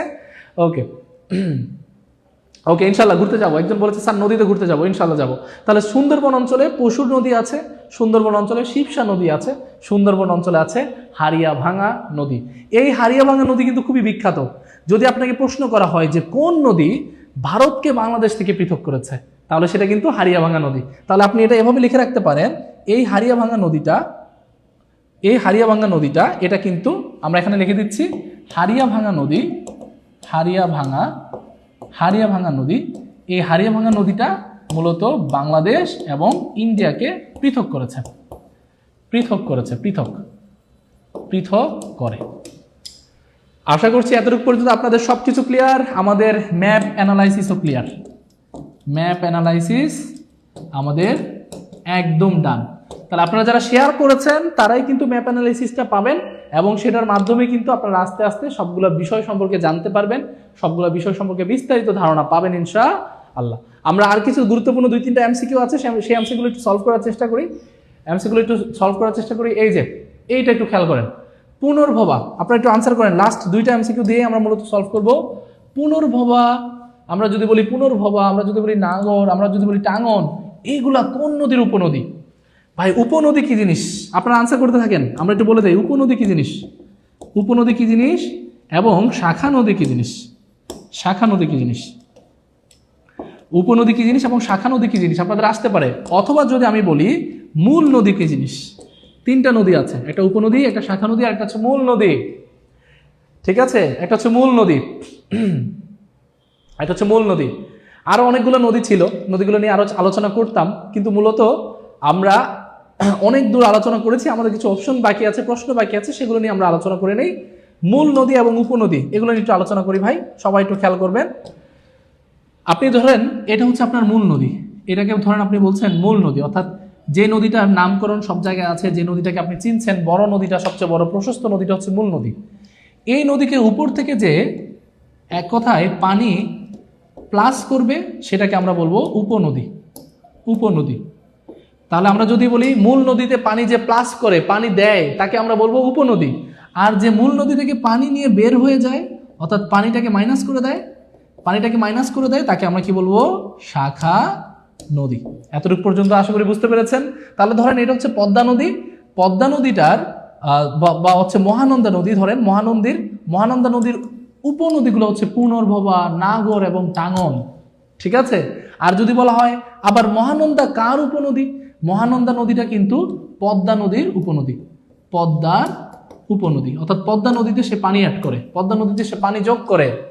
তাহলে প্রিয় ভাই বোন, আমরা যদি বলি যে এভাবে উপনদী কি জিনিস, উপনদী পানি প্লাস করবে, মূল নদী হচ্ছে যে প্রশস্ততম নদীটা সেটা, এবং এটা থেকে পানি নিয়ে বের হয়ে যাবে যেগুলা ছোট ছোট নদীগুলা, সেগুলোকে আমরা বলবো শাখা নদী। 3টা জিনিস আপনাদের ক্লিয়ার আশা রাখি। পানি প্লাস হলে উপনদী, পানি মাইনাস হলে শাখা নদী। শেষ। এই যে হোসাইন মোস্তাকিম ভাই একদম ইজিলি বলেছেন, পানি প্লাস হলে উপনদী, পানি মাইনাস করে ফেললে শাখা নদী। সবাই ডান কিনা বলেন, এটা বুঝতে পেরেছেন কিনা? ডান সবাই বলেন প্রিয় ভাই বোন, ডান কিনা? আলহামদুলিল্লাহ, সবাই বুঝতে পেরেছেন কিনা? তাহলে আমাদের আনসার হবে পুনর্ভবা, নাগর, টাঙ্গন, এগুলো সবগুলা মহানন্দার উপনদী। ওকে, আশা করছি আপনারা একদম ক্লিয়ার আছেন এটা সম্পর্কে। আমরা পরের টপিকটাতে চলে যাচ্ছি। আমাদের 9 নম্বর কোশ্চেন, আহসান মঞ্জিল কোন নদীর তীরে অবস্থিত? আহসান মঞ্জিলটা কোন নদীর তীরে অবস্থিত? আপনাদের যদি বলা হয় আহসান মঞ্জিল কোন নদীর তীরে অবস্থিত, আপনাদের এভাবে কিন্তু মাঝে মাঝে কোশ্চেন আসে। আপনারা ঢাকায় যারা এসেছেন বা ঢাকায় যারা থাকেন, তারা কিন্তু জগন্নাথ বিশ্ববিদ্যালয় বা তার আশেপাশে যারা আছেন বা থাকেন, তারা কিন্তু আপনারা জানেন যে ঢাকার সবচেয়ে সুন্দর যে নদীটা, একদম মানে নীল কালারের পানি, ঠিক আছে, ঝকঝকে পানি, দেখলেই মন চায় যে একটু ঝাঁপ দেই, এত সুন্দর পানির একটা নদী। ঠিক আছে, এই নদীটার নাম হচ্ছে বুড়িগঙ্গা নদী। ঠিক আছে, এত সুন্দর নদী, যেন আপনাকে মনে হচ্ছে যে অন্ধকারে মিলিয়ে যায়, এত সুন্দর একটা নদী। তাহলে এই নদীটার নাম হচ্ছে বুড়িগঙ্গা নদী। আর যদি বলা হয় আহসান মঞ্জিল কোন নদীর তীরে অবস্থিত, সেটা হচ্ছে বুড়িগঙ্গা। তুরাগ নদীর তীরে আমরা জানি বিশ্ব ইজতেমা কিন্তু এই তুরাগ নদীর তীরে হয়। ঠিক আছে, পাশাপাশি আপনারা জানেন করতোয়া নদী থেকে কোশ্চেন আসে। করতোয়া নদী যদি বলা হয় মহাস্থানগড় কোন নদীর তীরে, আপনাদের কিন্তু আনসার আসতে পারে মহাস্থানগড় করতো নদীর তীরে, এইভাবে মাঝে মাঝে কোশ্চেন করে এটা কোন নদীর তীরে, ওইটা কোন নদীর তীরে, আপনাদেরকে বুঝে শুনে আনসার করতে হবে। যেমন ধরেন পরিবেশ অধিদপ্তর কম্পিউটার অপারেটর পদের নিয়োগ 2020 সালের, এই প্রশ্নটা কিন্তু আপনার চাকরি পরীক্ষায় আসবে। 10তম গ্রেডে বলেন, 20তম গ্রেডে বলেন, বা প্রত্যেকটা কম্পিটিটিভ এক্সামের জন্য গুরুত্বপূর্ণ এই ধরনের কোশ্চেন আপনাদের আসতে পারে, যে কোন অঞ্চলে কোন নদী, কোন নদীর পাশে কোন জিনিসটা, কোন বিখ্যাত স্থাপত্য শিল্পী আছে, সেগুলো আপনাদের কোশ্চেনে আসতে পারে। তাহলে সবাই আশা করি ভাই, প্রিয় ভাই বোনেরা সবাই ক্লিয়ার যে আহসান মঞ্জিলে কোন নদীর তীরে অবস্থিত? আহসান মঞ্জিলটা মূলত হচ্ছে বুড়িগঙ্গা নদীর তীরে অবস্থিত। ওকে, আশা করছি সবাই ক্লিয়ার, একদমই ক্লিয়ার। পরের টপিকটা লাস্ট একটা খুবই গুরুত্বপূর্ণ প্রশ্ন দিয়ে আপনাদের জন্য একটা অফার, যেটা প্রতিটা ক্লাসেই থাকে, সেই অফারটাতে আমরা চলে যাব। 10 নম্বর প্রশ্নটা একটু খেয়াল করেন সবাই। 10 নম্বর প্রশ্ন আপনারা দেখতে পারবেন, বাংলাদেশের কোন নদী কার্প জাতীয় যে মাছের রেণু, সে রেণুর প্রধান উৎস সেটা। তাহলে আমরা যদি বলি কার্প জাতীয় যে মাছ আছে, কার্প জাতীয় মাছের প্রধান যে উৎস সেটা কোনটা? স্যার সবাই একটু বলতে হবে, একটু আনসার করেন যে কার্প জাতীয় যে মাছ আছে সেই মাছের রেণুর প্রধান উৎস কোনটা? এই নদীটার নাম হচ্ছে হালদা নদী। এটার উৎপত্তি স্থলটা আমি বলিনি, এখানে বলে দিচ্ছি। হালদা নদীর উৎপত্তি স্থলটা একটু অন্যরকম। এই হালদা নদীর উৎপত্তি স্থলটা হচ্ছে বাংলাদেশের খাগড়াছড়ির বদনাতলিতে। আপনি বলতে পারেন স্যার বদনাতলি কি আবার? এটা হচ্ছে বদনাতলি, একটা শৃঙ্গের নাম বদনাতলি। তাহলে বাংলাদেশের খাগড়াছড়ির বদনাতলি থেকে যেই নদীটার উৎপত্তি হয়েছে সেটার নাম হচ্ছে হালদা নদী। বাংলাদেশের এই হালদা নদী কিন্তু খুবই গুরুত্বপূর্ণ। বাংলাদেশের প্রাকৃতিক মৎস্য প্রজনন কেন্দ্র কিন্তু এটা, প্রাকৃতিক মৎস্য প্রজনন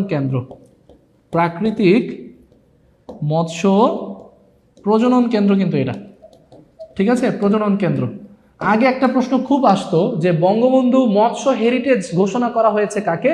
হালদাকে। কিন্তু এখন এটা আসবে না, কারণ সরকার চেঞ্জ হয়ে গেছে, আপনারা জানেন।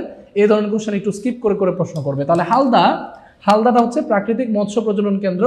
এটাতে আমরা জানি প্রচুর পরিমাণে কার্প জাতীয় মাছের রেণু পাওয়া যায়। যদি বলা হয় বাংলাদেশে উৎপত্তি, বাংলাদেশে উৎপত্তি ও শেষ, তাহলেও কিন্তু আমরা কোন নদীর আনসার করব? সেটা কিন্তু হালদা নদী। সেটা কোন নদী? সেটা প্রিয় ভাই বোনেরা, সেটা কিন্তু হালদা নদী। এটা কিন্তু হালদা নদী। অনেকে আবার প্রথমে আবেগে নষ্ট হয়ে যায়। আমরা কিন্তু পরীক্ষার হলে প্রচুর পরিমাণে আবেগী থাকি, প্রচুর পরিমাণে টেনশনে থাকি, যে কারণে আমরা হালদা না শালদা দেখি না। আমরা 1 নম্বরের কবুল শালদা, কিন্তু কবুল বলার পরে দেখবেন সম্পর্ক বদলে গেছে একটি পলকে, ঠিক আছে? তাহলে আমরা একটু এই শালদা আনসার করবো না, অবশ্যই দেখে শুনে রাইট আনসারটা আনসার করবো। এটা হচ্ছে হালদা। এই হালদা থেকে আপনাদের কোশ্চেন আসতে পারে, হালদা নদী থেকে বাংলাদেশের উৎপত্তি, বাংলাদেশের শেষ, এই নদীর নাম হচ্ছে হালদা নদী। ওকে, তাহলে প্রিয় ভাই বোনেরা এতটুকু পর্যন্ত একদম ক্লিয়ার কিনা বলেন? আপনাদের একটু বলতে হবে যে আজকে এতটুকু পর্যন্ত একদম ক্লিয়ার কিনা। সবাই একটু বলেন যে স্যার আজকের ক্লাসটা এতটুকু পর্যন্ত আলহামদুলিল্লাহ, সবাই এতটুকু পর্যন্ত একদম ক্লিয়ার। সবাই একটু বলেন যে আজকের ক্লাসটা ক্লিয়ার কিনা। যদি ক্লিয়ার হন আজকের ক্লাসটাতে সবাই একটু বলতে হবে যে আজকের ক্লাসটা কতটুকু উপকারী হয়েছে আপনাদের জন্য, আজকের ক্লাসটা কেমন লেগেছে প্রিয় ভাই বোনেরা, সবাই একটু বলতে হবে।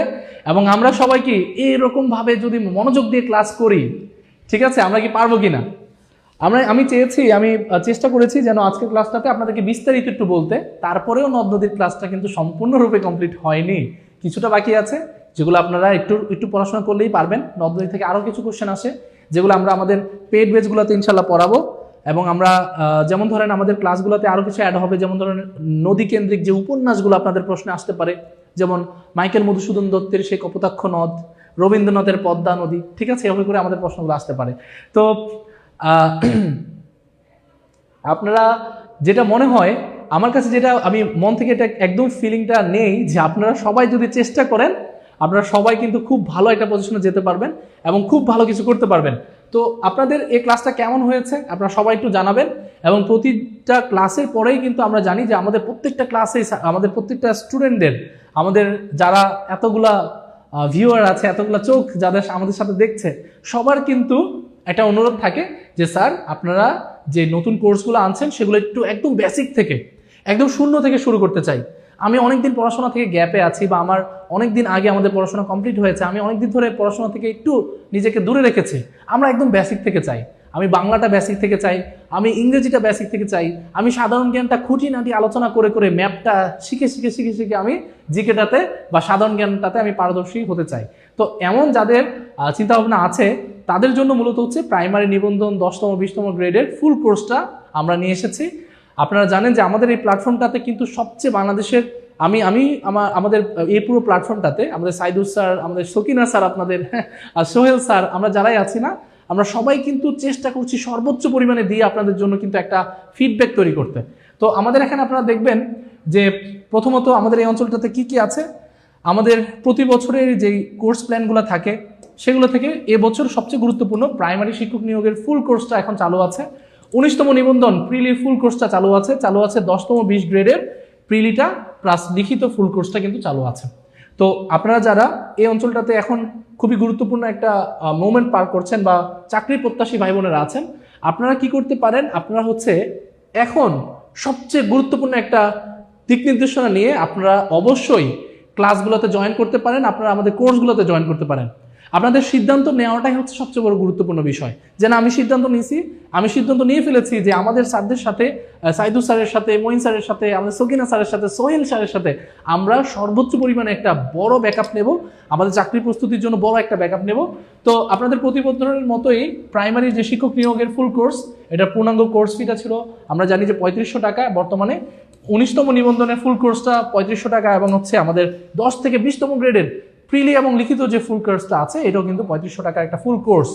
কিন্তু প্রিয় ভাই বোনেরা, আমরা জানি যে 10 মিনিটের আমরা প্রতিদিনই কিন্তু লাইভের পরে একটা 10 মিনিটের অফার দেই।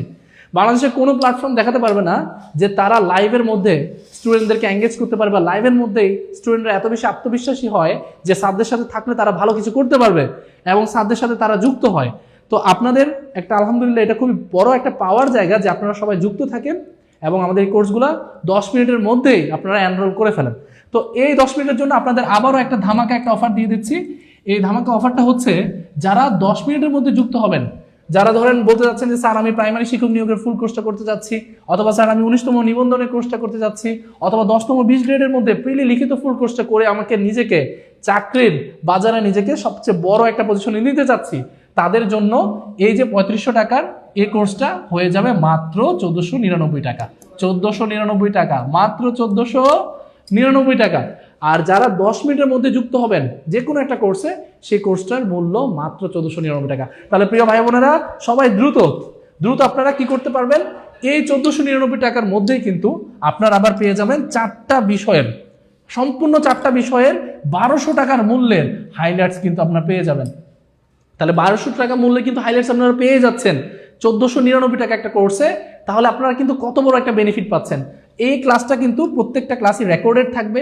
আপনারা জানেন যে ফেসবুকে কিন্তু একটু ঝামেলা করে, তারপরেও কিন্তু প্রত্যেকটা ক্লাস আপনারা রেকর্ডেড ভিডিও আকারে পাবেন। প্রতিটা ক্লাসের এক্সাম নেওয়া হবে, আর যেখানে স্যাররা আছেন সেখানে আপনার খুঁটিনাটি বিষয়গুলো বারবার করে সমাধান দেওয়ার দায়িত্ব তো আমাদের। তাহলে সেই জায়গাগুলোতে ইনশাল্লাহ আমরা সর্বোচ্চ পরিমাণে দেওয়ার আপনাদের চেষ্টা করব।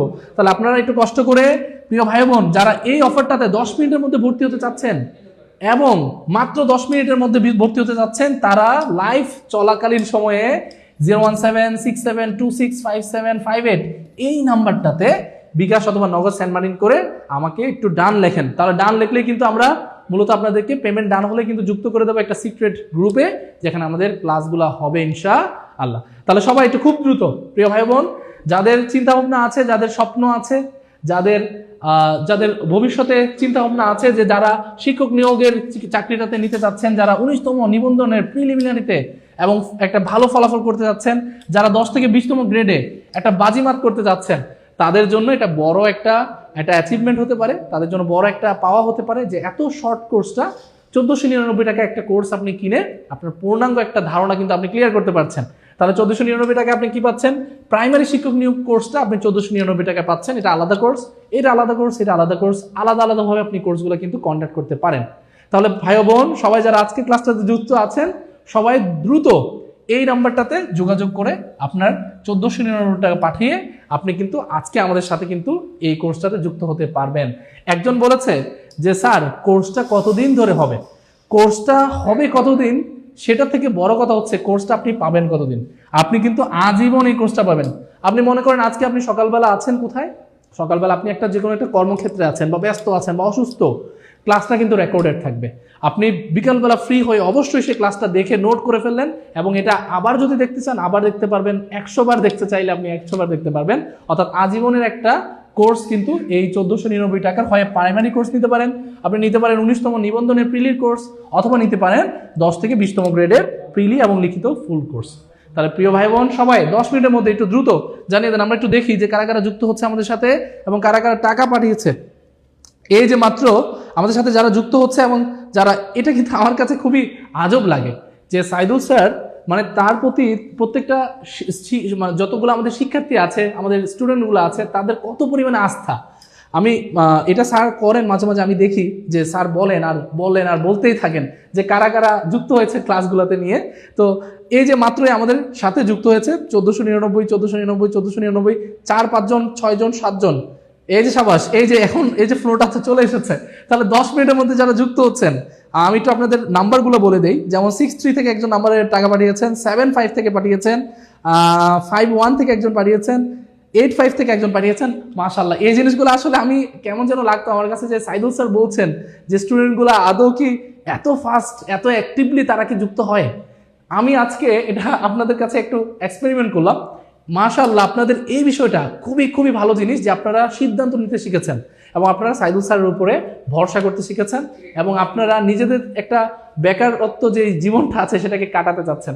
তো প্রিয় ভাই বোন যারা যুক্ত হচ্ছেন, খুবই দ্রুত 10 মিনিটের মধ্যে কিন্তু আমাদের লাইভ ক্লাসটা শেষ হবে এবং 10 মিনিটের মধ্যেই যারা এই নাম্বারটাতে, এই যে নাম্বারটা এখানে আছে, এই নাম্বারটাতে যারা টাকা পাঠিয়ে সেন্ড মানি করবেন তারাই কিন্তু পরবর্তীতে এই 1499 টাকা পাঠিয়ে কিন্তু আপনারা যারা পাঠাবেন তারাই কিন্তু পরবর্তীতে প্রাইমারি শিক্ষক নিয়োগ অথবা 19তম নিবন্ধন অথবা 10 থেকে 20তম গ্রেডের প্রিলিতে আপনারা সম্পূর্ণভাবে এনরোল করতে পারবেন। ঠিক আছে, ওকে। আমাদের সাবিনা আক্তার বলছে স্যারের সাথে কথা বলে ভর্তি হতে চাই সাইদুল স্যার। হ্যাঁ অবশ্যই, আপনি খুবই দ্রুত এই নাম্বারটাতে টাকা পাঠিয়ে আপনি কিন্তু ভর্তি হতে পারবেন এবং এই নাম্বারটাতে কথা বলতে পারবেন। ঠিক আছে, আপনারা নাম্বারগুলোতে কল দিলে কিন্তু আপনারা স্যারের সাথে কথা বলতে পারবেন এবং যোগাযোগ করে কিন্তু আপনারা ভর্তি হতে পারবেন। তাহলে প্রিয় ভাই বোন খুব দ্রুত এই যে ইতিমধ্যে আমাদেরকে টাকা পাঠিয়েছে 81 নাম্বার থেকে, 44 নাম্বার থেকে, 76 নাম্বার থেকে, 20 নাম্বার থেকে 4 জন ইতিমধ্যে অলরেডি যুক্ত হয়েছে। সাবাস, এভাবে করে কিন্তু আপনারা 10 মিনিটের মধ্যে যারা যুক্ত হবেন তাদের জন্য কিন্তু এই অফার প্রাইসটা থাকবে। অন্যথায় আপনাদেরকে ক্লাসগুলো শুরু হয়ে গেলে কিন্তু 3500 টাকায় কিন্তু ভর্তি হতে হয়। তাহলে যখন আমরা অফার পাবো এবং অফারে কিন্তু আমাদেরকে এঙ্গেজ করতে পারবো, তখনই কিন্তু আমরা সর্বোচ্চ গুরুত্ব দিয়ে আমাদের ক্লাসগুলোতে আমাদের নিজেদেরকে এনরোল করতে পারবো। তাহলে সেই জায়গা থেকে প্রিয় ভাই বোন একটু চেষ্টা করবেন, বারবার করে চেষ্টা করবেন যেন প্রতিবার একদম ক্ষুদ্র থেকে ছোট ছোট জায়গা থেকে নিজেকে আবার গড়ে তুলতে পারেন। ঠিক আছে, এই কোর্সটা এমন না যে যারা খুব ভালো পড়াশোনা করছে, অনেক বছর ধরে প্রিপারেশন নিচ্ছে, তারাই ভালো করবে, তারা সেখানে ভালো পারবে, এমনটা না। বিষয়টা হচ্ছে এখানে আপনাকে খুঁটিনাটি বিষয় থেকে আপনাকে গড়ে তোলা হবে। সেটা হোক ইংরেজির বেসিক, সেটা হোক বাংলার বেসিক, অথবা সাধারণ জ্ঞানের খুঁটিনাটি, সবগুলো বিষয় থেকে আমরা শুরু থেকে শেষ পর্যন্ত ইনশাআল্লাহ আপনাদের সাপোর্টে থাকবো ইনশাআল্লাহ। ওকে, এক্সামগুলো দিতে পারবেন আপনারা সেখানে। কোর্সটা করলে এক্সাম দিতে পারবেন, বাড়তি করে আর এক্সাম ব্যাচ আপনাদেরকে কন্টিনিউ করতে হবে না। এটাও কিন্তু আপনাদের জন্য অনেক বড় একটা বেনিফিট, আপনাদের বাড়তি করে কোনো এক্সাম ব্যাচে ভর্তি হতে হচ্ছে না। তো প্রিয় ভাই বোন যারা যুক্ত হচ্ছেন অবশ্যই কষ্ট করে আজকে যুক্ত হয়ে যান। এই যে আমাদের সাথে আমাকে আরও কয়েকজন পাঠিয়েছেন, আপনাদেরকে যোগাযোগ করা হবে এবং আপনাদেরকে কিন্তু প্রাইভেট গ্রুপটাতে কিন্তু যুক্ত করে দেওয়া হবে। আমাদের সাথে যুক্ত হয়েছে 01 থেকে টাকা পাঠিয়েছেন একজন, 15 থেকে একজন টাকা পাঠিয়েছেন, 50 থেকে একজন পাঠিয়েছেন। সাবাস, মাশাআল্লাহ। এই যে বিষয়গুলা 19তম যে নিবন্ধন হোক বা আমাদের পরবর্তীতে 10 থেকে 20তম গ্রেডের যে প্রিলি লিখিত কোর্সগুলো হোক, প্রত্যেকটা কোর্সে কিন্তু আপনি এই ধামাকা অফারে একটা বড় বেনিফিট পেতে যাচ্ছেন। তাহলে প্রিয় ভাই বোন যারা 10 মিনিটের মধ্যে যারা যুক্ত হতে যাচ্ছেন, খুব দ্রুত করুন। আমাদের এটাতে লেখার পরে কিন্তু পেমেন্ট ডান লিখতে হবে। পেমেন্ট ডান লিখুন। যাদের হয়েছে তারা একটু পেমেন্ট ডান লিখুন, তাহলে অন্যরা উৎসাহিত হবে, অন্যরা যুক্ত হতে পারবেন। ঠিক আছে, প্রিয় ভাই বোনেরা সবাই একটু পেমেন্ট ডান লিখতে শিখুন। এবং আমাদের 10 মিনিটের মধ্যে যারা যুক্ত হচ্ছেন তাদের জন্য ধামাকা অফারটা রইল। খুব দ্রুত আমাদের লাইফটা কিন্তু শেষ হয়ে যাবে, তাই খুব দ্রুত আপনারা একটা ডিসিশন নেওয়া শিখুন এবং এটার মাধ্যমে আমাদের 1499 টাকার এই কোর্সটাতে এনরোল করতে পারবেন আপনারা সবাই খুবই দ্রুত ইনশাল্লাহ। এই ক্লাসটাতে আপনারা জানেন এই কোর্সটাতে আপনারা সাইদুস স্যারের ক্লাস একদম রেগুলার পাবেন, আপনারা আমাদের প্রিয় সকিনা স্যারের ক্লাস পাবেন রেগুলার, আমার ক্লাসটা পাবেন রেগুলার, সোহেল স্যারের ক্লাস পাবেন। প্রত্যেকটা টিচার এখানে একটা বড় কন্ট্রিবিউশন দিয়ে কিন্তু আপনাদের চাকরি পাইয়ে দেওয়ার জন্য সর্বোচ্চ পরিমাণে চেষ্টা করবে ইনশাআল্লাহ। প্রিয় ভাই বোন সবাই সবাই সবাই এই টাকাটা, এই যে 1499 টাকাটা আপনারা দেখবেন যে চা নাস্তার বিলে চলে যাচ্ছে, কিন্তু যখন আপনি একটা বিশাল কোর্স বাংলা, ইংলিশ, জিকে প্রত্যেকটা সাবজেক্টের 4টা সাবজেক্টের বড় একটা কোর্স আপনি পেয়ে যাচ্ছেন একটা প্ল্যাটফর্মে, এবং সবচেয়ে মেগা টিচারগুলা যেখানে আপনার ক্লাস নিচ্ছে, তাহলে আপনার কিন্তু এখানে একটা বড় একটা সন্তুষ্টির জায়গা থাকে যে না, আমি টাকাটা কোনো অপচয় করিনি, টাকাটা আমি আমার ভবিষ্যতের জন্য ইনভেস্ট করেছি। আর আপনি যখন ইনভেস্ট করবেন, আপনি তখনই সেটা থেকে কিছু একটা জিনিস ফল হিসেবে পাবেন ইনশাল্লাহ।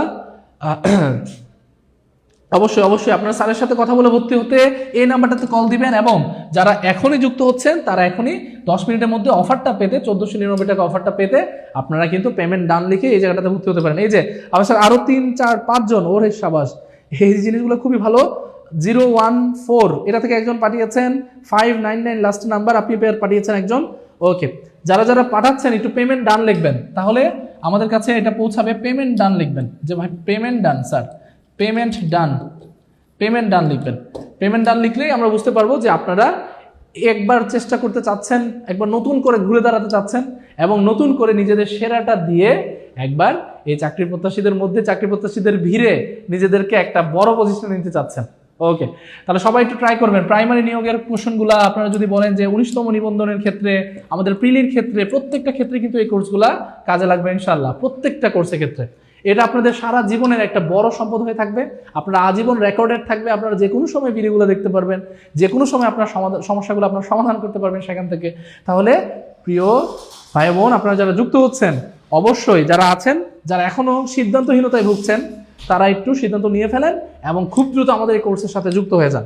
ঠিক আছে, অলরেডি আমাদেরকে আরও কয়েকজন টাকা পাঠিয়েছে। 750 থেকে একজন টাকা পাঠিয়েছেন, 104 থেকে একজন পাঠিয়েছেন, 127 থেকে একজন পাঠিয়েছেন, লাস্ট নাম্বার 89 থেকে একজন পাঠিয়েছেন। সাবাস, এটাই সবচেয়ে গুরুত্বপূর্ণ বিষয়। আপনারা যত বেশি অ্যাগ্রেসিভভাবে চেষ্টা করবেন, তত বেশি দুষ্ট করে আপনাদের প্রত্যেকটা বিষয় সম্পর্কে আপনাদের জানার চেষ্টা করবেন, প্রত্যেকটা বিষয় সম্পর্কে অ্যাগ্রেসিভভাবে, ভালোভাবে, সুন্দরভাবে আপনাদের জানার যে এরিনাটা আছে সেটাকে অনেক বেশি বাড়াতে পারবেন এই কোর্সটার মাধ্যমে। তাহলে প্রিয় ভাই বোন, শেষ সময় আমাদের প্রায় কিন্তু শেষের দিকে, আমরা একটু কষ্ট করে লাস্ট কয়েকটা জন 1 মিনিট মাত্র আপনাদেরকে দিচ্ছি। এই 1 মিনিটের মধ্যে যারা ভর্তি হবেন তারাই কিন্তু 1499 টাকা এই খুবই গুরুত্বপূর্ণ অফারটা পাবেন। 1 মিনিট পরে হলে কিন্তু আপনাদের 3500 টাকাতে কিন্তু ভর্তি হতে হবে এই কোর্সটাতে। তাহলে প্রিয় ভাই বোন সবাই খুব দ্রুত একটু আজকের কোর্সটাতে যারা ভালোভাবে নিয়েছেন, যারা আজকের লাইভ ক্লাসটা এনজয় করেছেন, যারা বুঝছেন যে এই প্ল্যাটফর্মে, সাইদুস স্যার প্ল্যাটফর্মে, টিউটোরিয়াল প্ল্যাটফর্মে আমরা ভালো কিছু পেতে যাচ্ছি, আমরা খুব সুন্দর গোছালো কিছু পেতে যাচ্ছি, তাদের জন্য কিন্তু এই কোর্সটা খুবই খুবই খুবই বেনিফিশিয়াল হবে ইনশাআল্লাহ। সবাই একটু খুব দ্রুত, যারা এখনো সিদ্ধান্ত নিচ্ছেন যে আমরা কিছু ভালো কিছু করতে চাই, আমরা প্রিলিমিনারিতে, আমরা প্রাইমারিতে 19তম নিবন্ধন প্রিলিতে, অথবা 10 থেকে 20 গ্রেডের যেই লিখিত ফুল কোর্সটা আছে সেটা করতে চাই, এবং এর মধ্যে আপনারা জানেন 1499 টাকার মধ্যে একটা কোর্সের মধ্যে আপনি 1200 টাকা সমমূল্যের হাইলাইট পেয়ে যাচ্ছেন একদম ফ্রি। তাহলে সেই জায়গাতে অবশ্যই আপনারা কিন্তু এনরোল করে নিতে পারেন এই কোর্সটাতে। আর যারা লাইভ চলাকালীন আমাদের সাথে যুক্ত হচ্ছেন, মাত্র 1 মিনিট আর সময় আছে, এই নাম্বারটাতে আমি বলে দিচ্ছি 01767265758, এই নাম্বারটাতে আপনি টাকা পাঠিয়ে আপনি অবশ্যই পেমেন্ট ডান লিখবেন, আপনাদেরকে অবশ্যই অ্যাড করে দেওয়া হবে আমাদের মূল কার্যক্রমে বা মূল পেজে। সবাই লাস্ট মিনিটটা একটু খুবই দ্রুত নিজেদের ডিসিশনটা নিয়ে ফেলুন। দেখবেন যে আপনার যখন মোবাইলের মধ্যে অনেক টাকা থাকবে, ক্যাশ ইন করতে করতে কিন্তু এমন একটা অ্যামাউন্ট চলে যায়। তো সেই জায়গা থেকে আপনাদের মাথায় রাখতে হবে যে প্রত্যেকটা বিষয় আমরা যেখানে টাকাগুলো ইনভেস্ট করব সেটাকে আমাদের আগামীতে কোনো ফল নিয়ে আসছে কিনা, ইন ফিউচার আগামীতে আমাদের খুব ভালো একটা ফল নিয়ে আসবে ইনশাআল্লাহ। ওকে প্রিয় ভাই বোনেরা, আমরা লাস্ট মিনিটে আছি, সবাই খুব দ্রুত 1767275 এবং 58 এই নাম্বারে পাঠিয়ে আপনাদের ভবিষ্যতের খুবই গুরুত্বপূর্ণ একটা অঞ্চলটাকে আপনারা সিকিউর করুন, এবং প্রাইমারি শিক্ষক নিয়োগ 19তম এবং 10 থেকে 20তম গ্রেডের যে প্রিলি লিখিত ফুল কোর্স আছে সেই কোর্সে ভর্তি হতে আজকে এই নাম্বারটাতে পাঠিয়ে আপনারা পেমেন্ট ডান লিখলে আপনাদেরকে ইনশাল্লাহ অ্যাড করে দেওয়া হবে আমাদের সবচেয়ে গুরুত্বপূর্ণ সিক্রেট প্রাইভেট গ্রুপগুলোতে, যেখানে আপনি ক্লাস পাবেন বাংলার, আপনারা যে সকিনা স্যারের ক্লাস পাবেন, আপনারা ইংরেজির বস টিচার সাইদুস স্যারের ক্লাস পাবেন, জিকেতে সোহেল স্যার আমি তো আছি ইনশাল্লাহ। আপনাদের সকল জিকে নিয়ে, জিকে ফোবিয়া নিয়ে আমরা সকল ধরনের ভয় আছে, ভয়ভীতি আছে, কোশ্চেন সলভ থেকে ধরে ম্যাপ অ্যানালাইসিস থেকে ধরে সবকিছু ইনশাল্লাহ আমরা সলভ করে আসবো ইনশাআল্লাহ। ওকে প্রিয় ভাই বোন, লাস্ট মুহূর্ত এনজয় করেন, টাকাটা ইনভেস্ট করেন এবং নিজের স্বপ্নের দোরগোড়ায় পৌঁছার জন্য আরেকটা স্টেপ নিজেকে এগিয়ে নিয়ে যান এবং এই কোর্সগুলোতে আপনি নিজেকে এনরোল করে ফেলেন। তাহলে যারা যারা এনরোল করছেন তারা অবশ্যই পেমেন্ট ডান লিখবেন এবং অবশ্যই আমাদের লাস্ট মিনিটটাকে একটু কাজে লাগবেন। আমি একটু দেখি কারা কারা আমাদের সাথে যুক্ত হয়েছেন। মাশাআল্লাহ, আমাদের সাথে লাস্টে শেষ সময়ে লাস্ট 1 মিনিটে তো দিয়েছি, বেশি রকমের এঙ্গেজমেন্ট হয়েছে। আমাদের 85 থেকে একজন টাকা পাঠিয়েছেন, 72 থেকে একজন পাঠিয়েছেন, 99 থেকে একজন পাঠিয়েছেন, 62 থেকে একজন পাঠিয়েছেন টোটাল। তাহলে আপনারা যারা যুক্ত হচ্ছেন প্রিয় ভাই বোনেরা, একটু কষ্ট করে প্রিয় ভাই বোনেরা সবাই একটু বলবেন যে আমরা এই কোর্সটা করলে ইনশাল্লাহ সবাই বেনিফিশিয়াল হব। তাহলে এই কোর্সটা একটু সবাই একটু এনরোল করে নেবেন। আমরা কি স্যার কিছু সময় দেব আমাদের প্রিয় শিক্ষার্থীদের নাকি কি বলেন? আমরা আমাদের প্রিয় স্যার শ্রদ্ধেয় সাইদুল স্যারকে চেহারাটা কি আপনারা দেখতে চাচ্ছেন? হ্যাঁ, সাইদুল স্যার আপনাদের জন্য অনেক খাটেন। সত্যি কথা বলতে প্রত্যেকটা ডকুমেন্ট, প্রত্যেকটা বিষয় যেন সর্বোচ্চ ভালো রকমের হয়, সাইদুল স্যার সেটার দিকে তার সর্বোচ্চ পরিমাণে নিশ্চয়তা করেন যে বাংলার জিনিসটা এটা খুব সুন্দরভাবে গুছানো হচ্ছে কিনা, ইংরেজি জিনিসটা গুছানো হচ্ছে কিনা, জিকের জিনিসটা গুছানো হচ্ছে কিনা, ক্লাসগুলো টাইম শিডিউল হচ্ছে কিনা, কোনো ক্লাস কি মিস যাবে কিনা, কোনো ক্লাস যেন মিস না যায়, প্রত্যেকটা ক্লাস যেন টাইম শিডিউল হয়, বরাবর টাইমে হয়, এক্সামগুলো যেন টাইমে হয়। আসলে এগুলোকে মেনটেন করাটা খুব টাফ। অনেক অনেক অনেক প্রতিষ্ঠান দেখবেন যে সেখানেও কিন্তু প্রতিষ্ঠানগুলোকে কিন্তু অনেকগুলো কোর্স চালু আছে, সব কিছু চলছে, কিন্তু সবগুলো কি কন্টিনিউয়াসলি চলছে কিনা বা মেনটেন করছে কিনা ভালোভাবে, সেটা হচ্ছে ফ্যাক্ট। তো সেই জায়গা থেকে আপনারা বিশ্বস্ততার একটা খুবই ভালো একটা জায়গা পাবেন, যেটা হচ্ছে সাইদুল স্যার, এবং সেই সাইদুল স্যার পেজের মধ্যে আপনারা প্রত্যেকটা বিষয় সম্পর্কে একটা কন্টিনিউয়াস ধারণা পাবেন ইনশাআল্লাহ। ওকে প্রিয় ভাই বোন, আমাদের সাইদুল স্যার কিন্তু আমাদের সাথে আছেন। স্যার কিছু বলেন, শিক্ষার্থীরা আপনাদের কিন্তু দেখতে চায়, আপনারা কিন্তু দেখতে চায়। বলেন প্রিয় ভাই বোন, আজকের ক্লাস কেমন লাগলো বলেন দ্রুত, কেমন লাগলো? তো আমি আসলে আপনাদের অনেক কমেন্ট দেখেছি, সত্যি বলতে আপনাদের কমেন্ট দেখে আমার নিজের হৃদয়টাই প্রশান্ত হয়ে গেছে আলহামদুলিল্লাহ। আপনাদের যে আত্মতৃপ্তি, আপনাদের যে ভালো লাগা, আপনাদের যে ভালোবাসা, সেটা সত্যি স্যারের জন্য অনেক বড় পাওয়া, আমাদের জন্য অনেক বড় পাওয়া। আপনারা ক্লাস করে অনেকেই কমেন্ট করেছেন, অনেক বেশি খুশি হয়েছেন, অনেক বেশি উপকৃত হয়েছেন এবং নদ নদীর উপর জীবনের সেরা ক্লাস পেয়েছেন। আপনাদের এই কমেন্টগুলো আমাদের বেঁচে থাকার প্রাণ। সো অনেক ধন্যবাদ, আপনারা এতক্ষণ সাথে ছিলেন। সো এইভাবে আসলে সবসময় আমাদেরকে মোটিভেশন দিবেন অথবা আমাদেরকে অনুপ্রেরণা দিবেন, কারণ আপনাদের অনুপ্রেরণাই হচ্ছে আমাদের চলার পথের সঙ্গী। সো বলেন, স্যারের ক্লাস কি ভালো লেগেছে? রেগুলার চান? দ্রুত বলেন। হ্যাঁ, স্যারের ক্লাস রেগুলার চান কে? দ্রুত দ্রুত দ্রুত। স্যারের ক্লাস রেগুলার চান কে? দ্রুত বলেন। হ্যাঁ, স্যার রেগুলার ক্লাস নেবেন, টেনশন নেই প্রিয় ভাই বোন। আমাদের যে কোর্সগুলো রয়েছে প্রাইমারি নিবন্ধন, আপনারা শুনলেন যে নিবন্ধনে কিন্তু আলহামদুলিল্লাহ এখন আর বিজ্ঞপ্তি হবে না। তার মানে হচ্ছে নিবন্ধনে যারা পাশ করবে প্রত্যেকের চাকরি হবে, যেটা মানে খুব বড় রকমের গুড নিউজ। 6ষ্ঠ নিবন্ধন থেকে শুরু করে 18তম নিবন্ধন পর্যন্ত অনেকে রয়েছে যারা নিবন্ধনে পাশ করেছে কিন্তু চাকরি হয়নি, আর সেই জিনিসটাকে দূর করার জন্যই আসলে এই ব্যবস্থাটা করা। অর্থাৎ এখন নিবন্ধনে পাশ করলে আপনি শতভাগ নিশ্চিত চাকরি পাবেন। সো এখন আর দেরি করার সময় নেই। আপনাদের স্বপ্ন, যাদের প্রাইমারি স্কুলের শিক্ষক হতে পারেন, যাদের স্বপ্ন বড় স্যার হতে চান, স্যার আমি প্রাইমারি শিক্ষক হতে আমার শরম লাগে, স্যার আমি বড় স্যার হতে চাই, হাই স্কুলের শিক্ষক অথবা কলেজের প্রভাষক, সেটারও কিন্তু সুযোগ রয়েছে নিবন্ধনের মাধ্যমে। এছাড়া যারা মন্ত্রণালয়ের ভালো ভালো জব করতে চান, রেল মন্ত্রণালয়, ভূমি মন্ত্রণালয়, খাদ্য মন্ত্রণালয়, বিভিন্ন মন্ত্রণালয়ে যাদের বেশি খাইতে ভালো লাগে খাদ্য মন্ত্রণালয়ে জব নিতে পারেন, যাদের বন জঙ্গল ভালো লাগে বন মন্ত্রণালয়ে জব নিতে পারেন, যাদের ন্যাচারাল মধু খাইতে মন চায় তাই না বলেন, হানি নাটস খেতে পারবেন। এক্স্যাক্টলি, ওকে ফাইন, এই হচ্ছে ব্যাপার। সো আপনারা চাইলে আমাদের কোর্সে যুক্ত হয়ে যেতে পারেন। স্যার কিন্তু সুযোগ দিয়ে দিল। আমাদের মূল কোর্সই মূলত 3500 টাকা, আর আমাদের পুরাতনদের জন্য 1750। তবে যারা আমাদের লাইভ চলাকালীন ভর্তি হবে তাদের জন্য মাত্র 1499 টাকা। 1400 কত টাকা প্রিয় ভাই বোন আমার?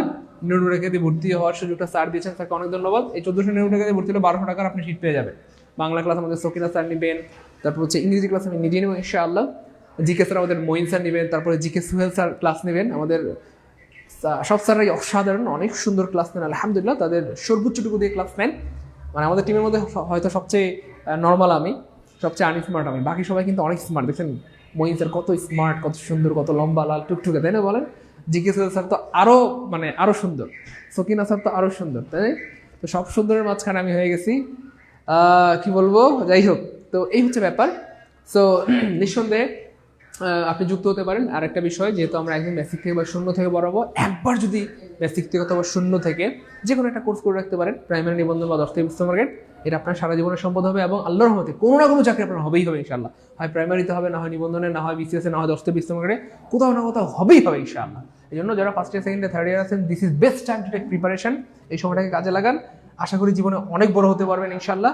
তো আমাদের অনেক ভাই বোন ভর্তি হয়ে গেছেন, সো আমার খুব ভালো লাগতেছে যে আজকে অনেক অনেক ভাই বোন ভর্তি হয়েছেন, অনেক ধন্যবাদ। 41 আপনি থ্যাংক ইউ সো মাচ, অনেক ধন্যবাদ। 20 টাকা পাঠিয়েছেন, 51 টাকা পাঠিয়েছেন, থ্যাংক ইউ সো মাচ। 62 টাকা পাঠিয়েছেন, 61 টাকা পাঠিয়েছেন, 25 টাকা পাঠিয়েছেন, 44 টাকা পাঠিয়েছেন, অনেক ধন্যবাদ। যারা ভর্তি হয়েছেন কষ্ট করে একটু এই নাম্বার হোয়াটসঅ্যাপে মেসেজ দিন প্লিজ।